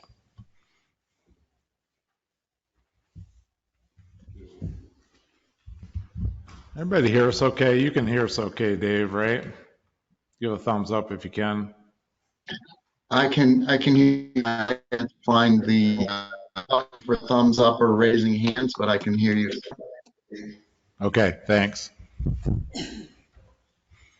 So we need the 50-cent tour of what you want to do. You want to do a planned residential development. How many lots do you want to create? How many units would you like to incorporate into the development? A high-level overview, traffic, water supply, wastewater disposal, stormwater. Nothing, this is before you do any engineering. So if you don't know, that's fine. You got it. No, I can. I'm happy to do that for you. Yeah, if you'd maybe now refer back to the original PRD sketch that we had submitted. So what we're looking at here is a development with a single road access onto Route 15, just beyond the Underhill Jericho fire station there. What that would do, there was a comment during the public comment section earlier about the access off of Harvest Run that is pre-existing. The issue with that is, from our perspective, is we'd have to cross a wetland. So it made more sense, we thought, to limit this to the single access coming in off of Route 15. It would be 7 dwellings, one of which would be a duplex. So it would be 8, I don't know how you describe this, 8 housing units in 7 buildings, all coming in on a road with a hammerhead turnaround there at the end that I believe was designed to meet fire department specifications. As you come in on the road, it bends to the right a little bit, and you can see those 2 areas of lines, crosshatch lines there, that would be a primary septic site for all 7 buildings and a backup site. We've dug test pits in there. The soil turned out to be, I guess, fairly impervious at the top, but if you get down a couple of feet, it's actually very good gravel, which our engineer says he's confident would work for septic. Similar towards the end of the road and kind of on the Route 15 side of the property, there is a planned stormwater structure. I think everybody involved in this, including us at the church, are very concerned about making sure we can accommodate the stormwater that is on this site. A lot of it's wetland, and that would remain as open property. One of the beauties of this site, if you could look at it that way, is that there's a fair amount of surface area that today is natural wetland that absorbs the water. We think by adding the stormwater structure there, that would take care of some of the area on the road and the roofs of the houses and so forth that would be impervious, that you wouldn't have any other absorption. And our engineer, again, is confident that by some excavation of the top layer of soil, that you would get down to a layer of gravel that has a lot of absorption. Okay. You've now exhausted my scientific ability to explain that to you, but that's, that's sort of the 50,000 foot view of how that would work. And that's all we wanted at this level. There we go. So I think that's, in a nutshell, what we're proposing and looking at for a project, and we would look forward to doing the next step of getting the detailed engineering and bringing it back to you. So at this point in time, Brad, we haven't prepared a staff report because we have no staff, so to speak. Anything? I'm staff, but I'm just not able to fully staff. Highly stressed staff. Yes, I'm highly stressed staff. We're driving roads all day today, looking at flood damage. What did I want to say? If there's any questions you have for me, I'm more than happy to try and answer them. Yeah, we got that. It's just on the sheet here. I was going down by the list. So what we'd like to do, because we have the hybrid hearing, anyone in the room that'd like to speak, we'd ask that you come over to the witness chair. Dan, you can sit down. Thank you. Yeah. Once we go through all the folks at the room who'd like to speak, then we'll entertain comments from folks online. So bear with us. We will get to you.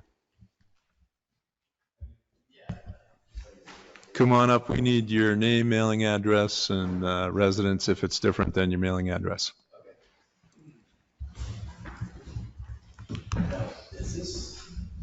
I saw the original plan, and there was something else that came through today. What are they actually proposing now? This is the new proposal? No, this is the proposal. Okay. We asked for some justification as to why they should get a cluster development. Gotcha. And what we need to do that is show that it could be done. Right. 1 acre lots, the way the zoning's written. Yeah, because this is preferable. So when we saw this today, I mean, this is all I mean, I'm not sure if anybody's been down and checked that out today, but Yeah. I mean, the whole field is, I mean, Let's back up again. I think you need to state your name. Oh, and Ted, your Ted address. Alexander. I live on 5 Mins. 5 Mins Lane. Yeah. Just clearly for the record, Yeah, please. yeah. So Ted Alexander, 5 Mins Lane. So we get a bird's eye view of this, but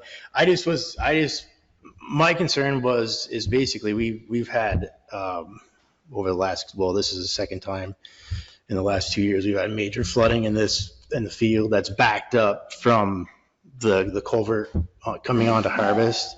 So, I mean, my concern is like how this is gonna like run off septic pollution into the drainage ditch. And also who maintains the drainage ditch now? That Phil doesn't own the property anymore because he always did the ditching like along Harvest Run, also along the border of our properties. So your homeowners association should be maintaining that if you're on Mims Lane. No, we don't.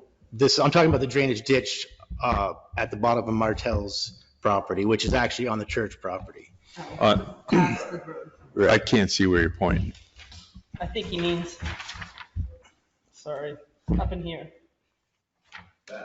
Yeah. It's the bottom of Martell's property and the bottom. Yeah, I believe the board. Easterly boundary of the church parcel. I believe that it's on the church property now. Yeah. But okay. So at the end of Harvest Lane, that's where your homeowners association picks it up.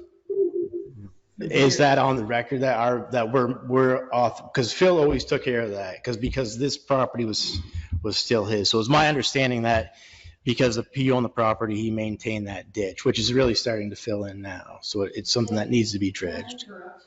You need to come to the table. Okay. And please, Phil, yeah. I'm Elena Alexander, 5 Mins Lane. I think there's some confusion of what ditch you guys are referring to. Ted was talking about the ditch that was at the base of Matt and Alicia Martell's. So where the church crosses over. Corner of the Okay. Correct. Yep. And then where does that stop? I believe it stops at the culvert where Harvest Run picks up. Now, that's our main concern, is that Harvest Run ditch is owned by the church now. And there is no association that is tied to Harvest Run. And there was never, a lot of this stuff was never laid out. Like, I know there was always confusion. I don't know if it came from Phil originally or if it came from the board or it came from engineers or whoever, but there's confusion of who's responsible for, maintaining these waterways. And I know we have stormwater, ponds on our own properties, which we maintain. But that's kind of my concern is like, mostly is for these people that are going to be moving in. Last year, this whole field was flooded. It was underwater. So all of these sites were underwater. So in this year, I mean, we took some video today that they're going to be impacted, not only their driveways, but their homes. I mean, and it happens. I'm 48 years old. I lived in this town my whole life. I remember this field being flooded multiple times. And I just, if you're going to do this, I think this is a nice thing and a great thing to do, but are you actually putting people in a worse situation by, who's going to take care of them when their house floods? And it's going to happen. And that's kind of my concern. If somebody doesn't do something to take care of this stormwater issue, because it backs up every year. So we've been real familiar with this property since the get-go, right? Phil's been developing it for, I don't know, let's say 20 years. And, this board has identified stormwater as a major issue with the property, not only Harvest Run extension, but Jacobs Hill Road and Mims Lane. That's going to be continuing to go forward through this proposed development. we required, as part of our approvals for Harvest Run Extension, Jacobs Hill Road, and Mims Lane, that the residents of the new development participate in a homeowners association, of which they were responsible for maintaining the drainage ditch that's along, we'll call it the west side of Harvest Run Lane Extension, all the way down to the town road. If that's not happening, we need to know about it. We'll find the development violation and we'll make you fix it. Right.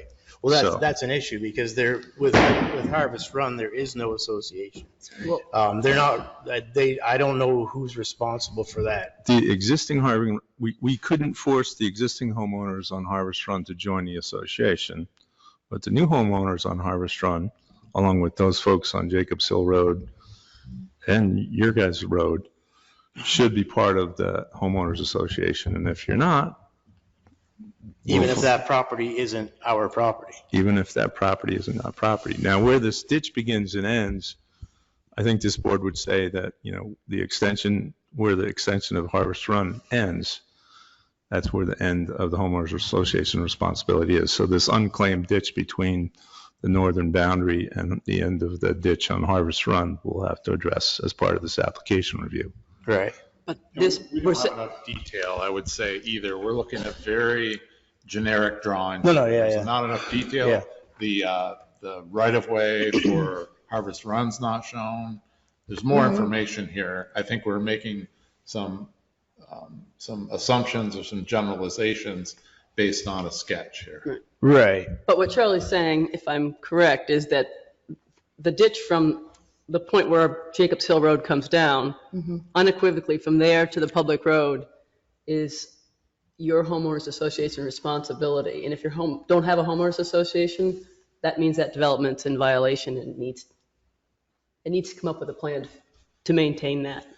Okay, so can you back up where you said the homeowners that were already there were not didn't have to go into the association? Before, as part of this review, I think there was 5 or 7 homes along Harvest Run. Right? Once we extended Harvest Run and built the road going up Jacobs Hill, we mandated the creation of a homeowners association. We could not force the folks on Harvest Run to join. So the balance of the residents in the new development are required to fund and support the homeowners association. Okay. Was there if the house changes ownership type deal where then they would have to be part of that association as well? Or were they grandfathered in of not having that? If the house changes ownership, they're not required. They're not. On the new houses, yes, they're required. On the old existing houses, they're not. Okay. So those houses were, Phil's father sold the land to Alan Bolio. Alan Bolio built those first row of houses. Alan Bolio died. Wesley got it back. Phil's father got it back. Then in turn it went to Phil. So in turn, that's why anything Phil did, you can't bring these folks into it. I guess what I'm trying to, I don't want to get lost in the weeds with what I'm trying to accomplish here was basically what I'm trying to say is, will you guys have stipulations that this water that has infiltrated the field for the past 2 years, that last Christmas was Christmas Eve storm, will there be a plan in place to drain this area? Or ditch this area, or the biggest problem is the culvert on Harvest Run. It gets plugged. It got overrun today again. Last year, the fire department had to come and unclog it, and it got overrun and it backed up into the field. And it's not so much even the ditch. It's more the culverts and the drainage, which I'm assuming are town culverts, correct? They are. So again, these guys were just starting out. Yeah. We would incorporate stormwater management as one of the review criteria that we're looking to move forward. But not just on their property, but down the. If they're going to impact down the road, then we'd ask for an assessment of the impacts down the road. Okay. Yeah, that's all I really had. That was all I had. But We just wanted to know how it was going to tie in and how it was going to drain out if we have another one of these storms, which we seem to be having And mostly all the time. for the folks that are buying these They'll lots. be underwater about knee high right now. So this is is it worth Charlie just explaining? So we're at sketch plan review. Okay. So this is, there's no decision being issued as part of this review. It's an Okay. acceptance letter. The next step would be a preliminary review, which is where a decision is issued. It's appealable. Okay. Same with the final plat review. So there's a lot of steps along the way. Yep. Between this step and the preliminary review is when all the engineering gets done. Okay. So I have no engineering done now other than preliminary stuff. And then as they move from this process into the next step, that's when the bulk of the engineering information is done. Okay. But it's, Do you have any other concerns other than stormwater? No, that was it. I'm assuming you don't have any. You're welcome to speak. Come on up then. Yep. Thank you.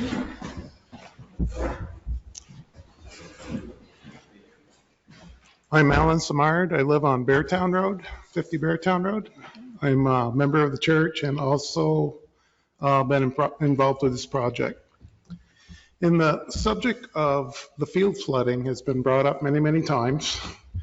And I just wanted to say that our intention here is to maintain that, that the field is still going to serve in that purpose.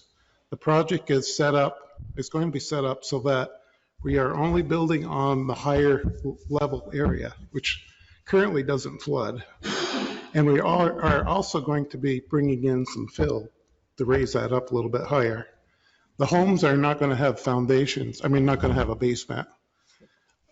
That's going to be done by Habitat for Humanity, and we're not really part of that project, but I don't know if they'll either be on I've been told by Habitat for Humanity people that have been working with us that they'll either be on a slab or they'll be a crawl space.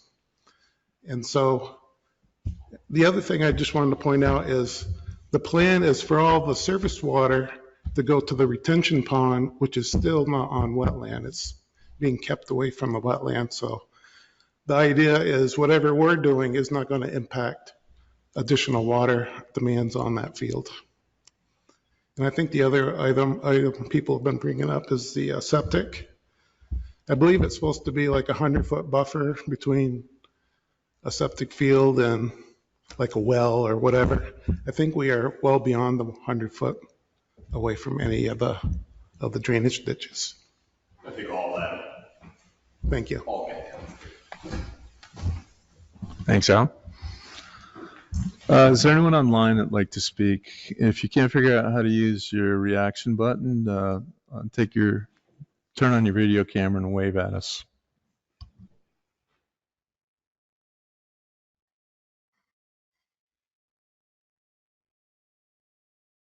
Charlie, this is Dave Clift. I'd like to speak. Hi, David. Go ahead. So I am David Clift, and I'm a member of the church,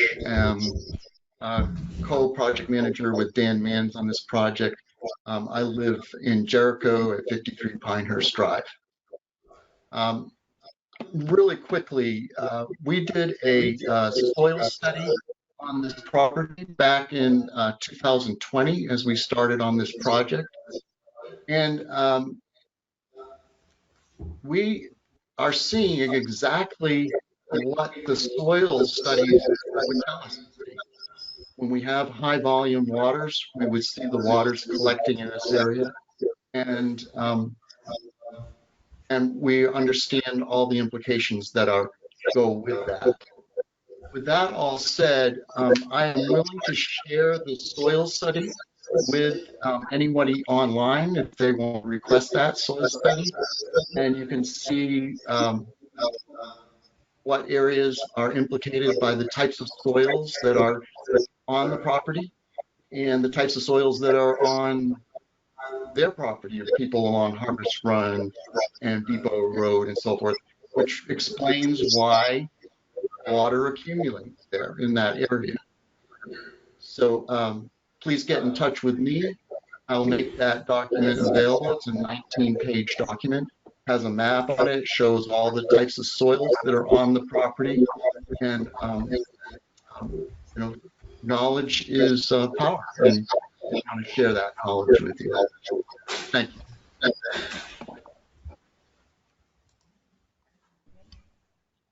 Okay, thanks, Dave. Is there anyone else who'd like to speak with regard to the project? Online, any online participants like to speak with regard to the project?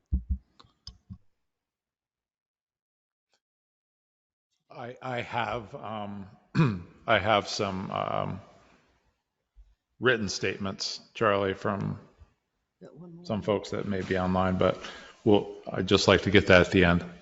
All right. There's a person identified as Julie Carr online that turned on their camera. I'm assuming you'd like to speak.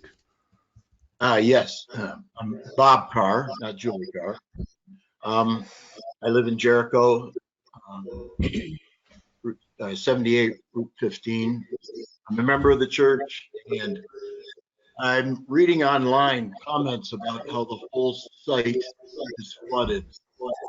This afternoon, about 3:30, I walked the complete perimeter, and the areas identified as wetlands were wet. That's for sure. But there were the area where the housing proposed was not underwater. It could have changed after 3:30, but that was the situation there. And the second thing I noticed is the drainage ditch on the west side of the property was overflowing the ditch and migrating into the church property. So that ditch is not, well, the ditch was overtopped. So some work does need to be done. That's all. Thank you. Thanks, Dave. Thanks, Bob. Anyone else online want to participate or have any comments to share?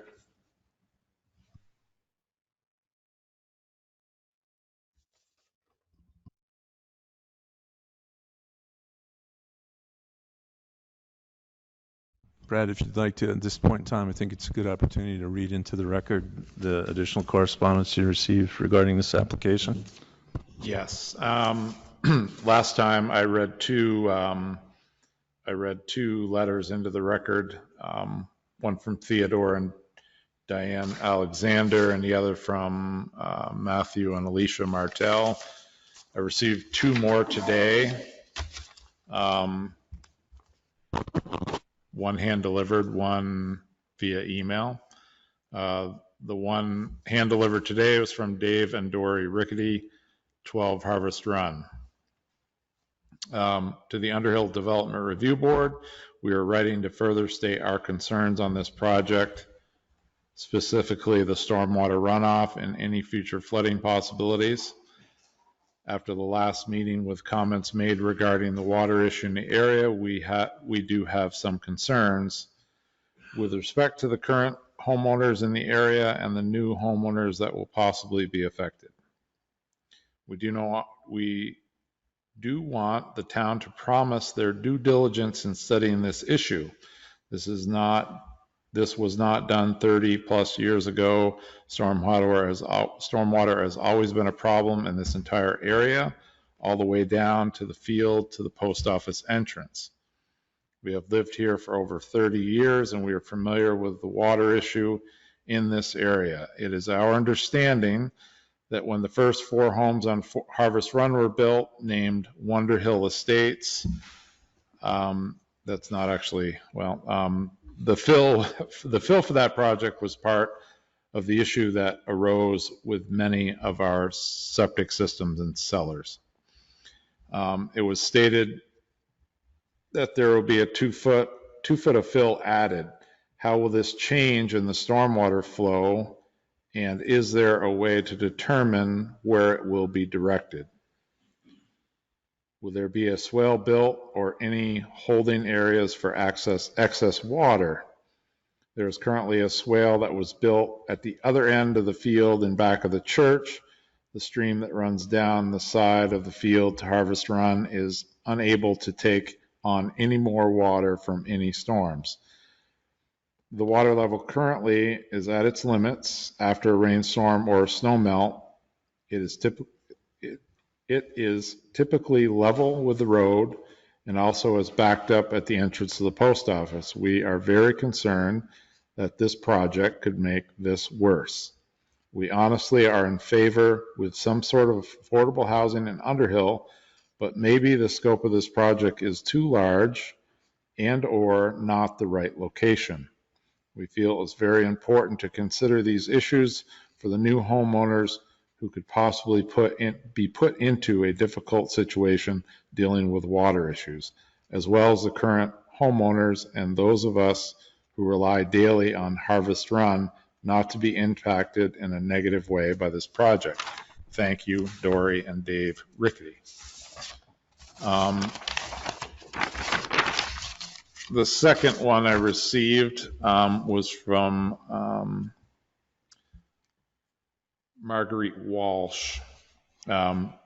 She is not a current abutter, but she does live off of Depot Street, and her land abuts the drainage ditch that's off Harvest Run between the post office. So that's kind of the area she's at.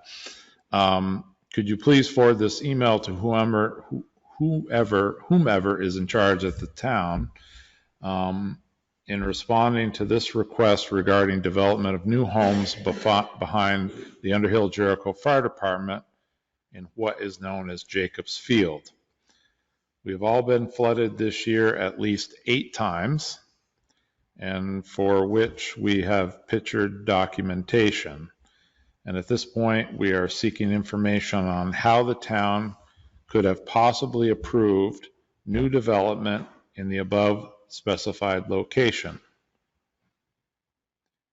The flooding is severe, whether it is an uneventful rain event, to of course when events are like today. The water is up to our knees in the meadow located at 4 Depot Street, adjacent to Harvest Lane. How has the town possibly improved development in that field? How has the town possibly improved development in that field when it continually flooded and already prior development on Jacobs Hill has such ill effects on us and other properties? ? Any new homes built in that field would be underwater flooded severely as we are, and regularly so again. Please have someone respond to how this development has been approved and allowed since, again, anything built in that field will also experience the damaging severe flooding that we have been for years now. Thank you, Rita Walsh.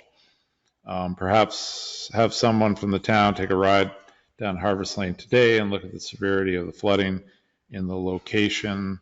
They intended to add even more development than they already have in Jacobs Field. I think there may be a little confusion that several times here responded to the development that has been approved. And I don't know if you just want to state something for the record here, Charlie, that nothing's been approved. I'm not sure what she's referring to, if she's referring to the Jacobs Hill or what we're talking about tonight. I think she's referring to both. She's referring to the fact that it's flooding there now. I mean, I drove down Harvest Lane today. The water's crossing the road in 3 locations. It's subsided. It's subsided. Yeah, but. So anyone else? No other comments online? Last chance for folks online to comment regarding the application.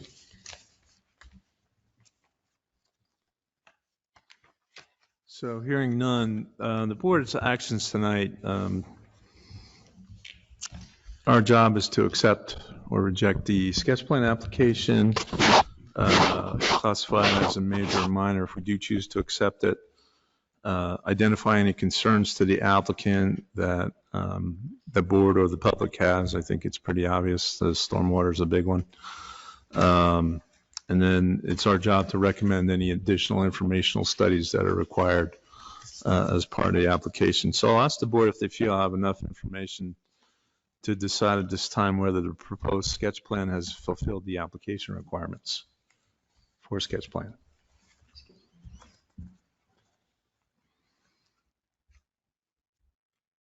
Thumbs up would be good. Yes, Okay. Yeah. So then, does the board classify the proposed subdivision as a major or minor? Because this is a planned residential development, I think we automatically classify it as a major subdivision. I'll make a motion to designate. Is your mic on? I'll make a motion to designate this as a major subdivision application. So a little out of order, but that's okay. Is there a second on that? I'll second it. Okay, so the motion was made by Karen McKnight, seconded by Meg Armstrong to classify this as a major subdivision. Normally what we do is we'd accept the plan. So I'd like to amend the motion to accept the plan and classify it as a major subdivision. You guys okay with that? Somebody second it for me. I'll second it. All right. So there's a motion on the floor to classify the project as accept the sketch plan and classify the project as a major subdivision. Any discussion on the motion?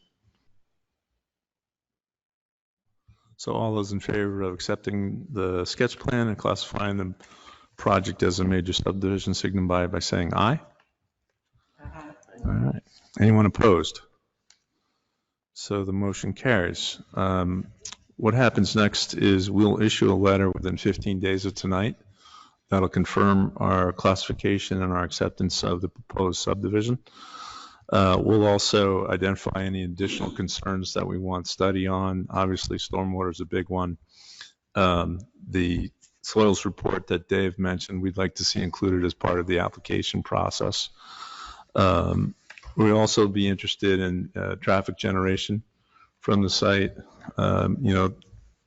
Engineering type concerns like water supply, wastewater disposal would be of interest, but they're not going to be required. And then you'll have a year to submit the drawings. Well, I just have some comments I'd like to add. Sure. So that we don't end up having a lot of continuances next time. Since stormwater is such a concern, I'm glad to hear that they're going to be slab on grades, because I couldn't see how any kind of foundation drain could work in this area. But I think it would be good to direct your engineers to evaluate the stormwater all the way to the Browns River. We're going to want to see that, or at least I do. If the culvert's undersized at the post office, which I believe it is, that needs to be, that impact, the maintenance of that ditch. I wasn't aware that there's an HOA that's supposed to do that, but those kind of things, I think you really need to go all the way to the Browns River with, I understand the stormwater structure is to take care of any additional stormwater, but since it's already a concern in this whole area and it obviously does flood quite regularly, I think that should be part of the marching orders you give your engineer.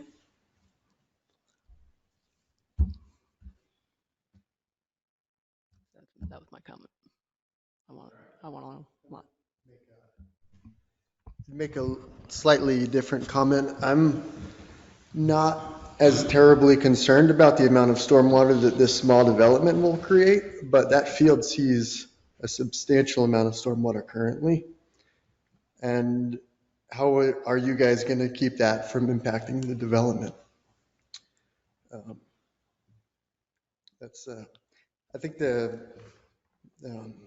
little brook that's just north of there is actually higher than your field.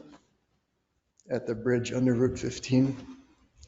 So if that jumps its banks, it comes right down to the field. The brook, Roaring Brook, where the town is in the midst of doing a FEMA buyout for a house.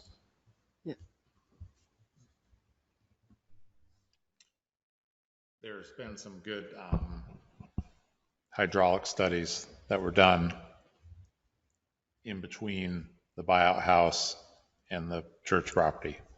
And those were done by Steve Diglio of KS, who we were talking about earlier.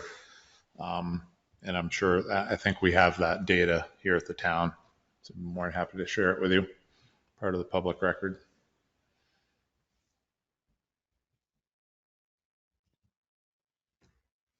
Any questions from us? Next steps. Put it all in the letter. We'll put it all in the letter. Go ahead online. Dave, is that you? Yes. So Charlie, my question is of the board, are you requesting this group to remediate an existing problem? We want you guys to study the existing problem and recommend improvements. So because the determination that's made by our engineer and we agree with is that the property development that we're proposing won't add to the existing problem. That's typically what we're hoping for. But we'd like to know what the recommended improvements would be. So I understand the improvements that will allow the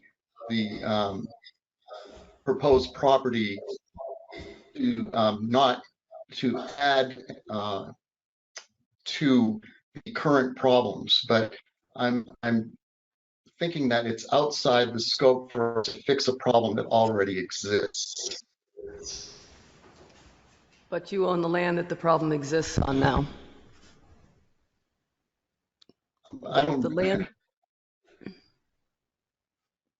So I guess I don't agree that there is a problem with the property because the flooding that goes on the property today is in a designated wetland area. What goes on below the corner of the property line towards the post office is not on our property. And it does not contribute to that. We're asking for an impact review starting at that location. So there's a 36-inch culvert along Park Street that's downstream of the culvert that crosses under Harvest Lane by the post office. We want an updated assessment on that. We've had part of the Harvest Run development assess that culvert. We'd like to know if there's any recommended improvements to do that, regardless of whether or not your project's going to contribute to it. We have to be convinced that it's not. Understand. Thank you.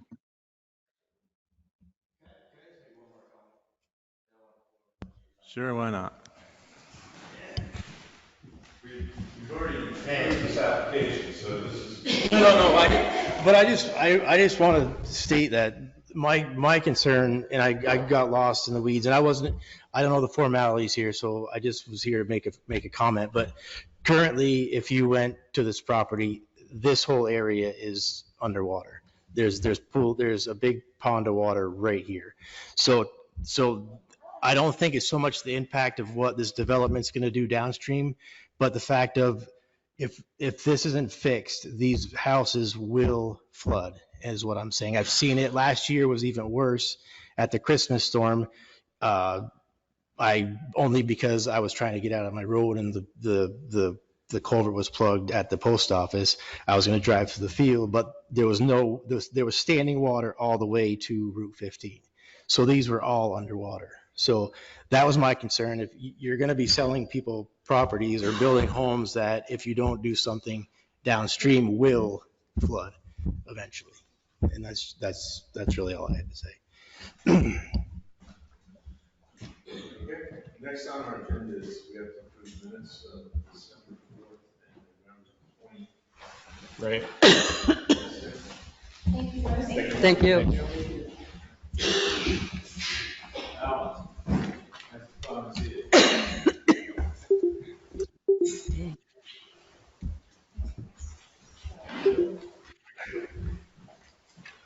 I distributed the minutes via email. I didn't print copies for everybody. I'm assuming you read it on my email? I did. You did? Good. I'm ready to make notes if there's any. So we have the regularly scheduled meeting minutes from Monday, November 20th, 2023. Are there any edits or corrections to those minutes? I think so. I'm sure it's the Is that the one that lists? I wasn't at I one. don't think you were there. I was going to say, I wasn't there at November 20th. I'm pretty sure that's the one I forgot about. You were at it was the Steeves. I was at the Steeves one. Yeah, we did Irish and Steeves. We did Butlers and Steeves. Yeah, I was that way. Okay. Hang on. Karen has some corrections to the minutes on November 20th. Let's hear them. Okay, they are, number one, C down here and the exhibits. A set of 3 site plans profiled by O'Leary, Burke, and Civil Associates. Sheet 1 dated 11/2/23, sheet 2 10/26/23, and overall plan with no title block. That does not go with the Butler. Oh, that should be, I see what you're saying. That Yes. should be in with The Steeves. This should be in with Steeves. Yeah. Yeah. Okay, good catch.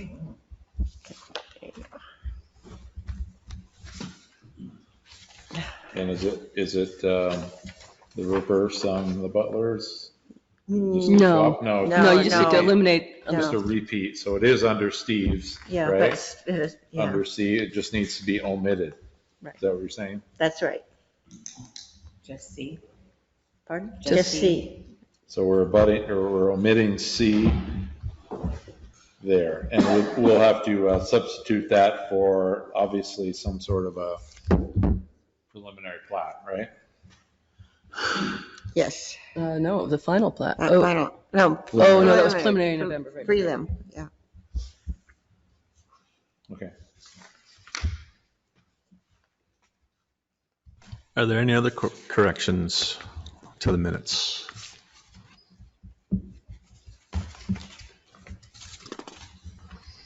All right, I need a motion to approve the minutes from November 20th. If you weren't here, I don't think you should vote on them. So the only one that's off the hook is Dan. I'll make a motion to approve the minutes with changes. Is there a second? I'll second. So motion by Karen, seconded by Matt. Any discussion? All those in favor signify by saying aye. Aye. Anyone opposed? Motion carried. 1, 2. Raise your hand if you voted yes. 1, 2, 3, 4, 5, 5, 6. Good. 2. 2 abstaining. Do you want me to sign these, or what do you want me to? No. Okay. Next up is the minutes from Monday, December 4th. It was basically the sketch plan review for 422 Route 15, which was the church, Harvest Crossing Church property. Any corrections to the minutes? Yeah. So Shani is listed as present at the hearing. She was not here.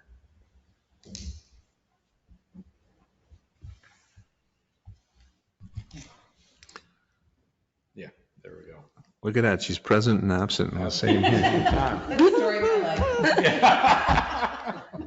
Yeah, definitely. All right, any other corrections? All those, I need a motion to approve the minutes from Monday, December 4th I'll as make a amended. motion to approve the minutes as As corrected. amended. I second that. Here, you can't. Can't do it. I'll second it. I don't know if there's a real rule about that. But There is, Okay. I'll second it. All right, so motion by Dan Lee, seconded by Meg Armstrong to approve the minutes of Monday, December 4th as amended. Any discussion? Hearing none. All those in favor signify by saying aye. Aye. Anyone opposed? Motion carries. Unanimous. Except Mark didn't vote. Right. And Shane. Abstaining, so. All right. You're now 6. Is there any other business that we want to talk about tonight? Otherwise, I'd take a motion to I'd like to go into deliberative session before we adjourn, or we could just adjourn. We have to go off the recording to go into deliberative session, so we could just adjourn the meeting. Okay. Into a deliberative session. I'd ask you that you stop the recording. So, motion to adjourn. Motion to adjourn. Motion by Matt, seconded by anyone? I'll second the motion. Seconded by Dan. All those in favor? Aye. All right, great. We're adjourned.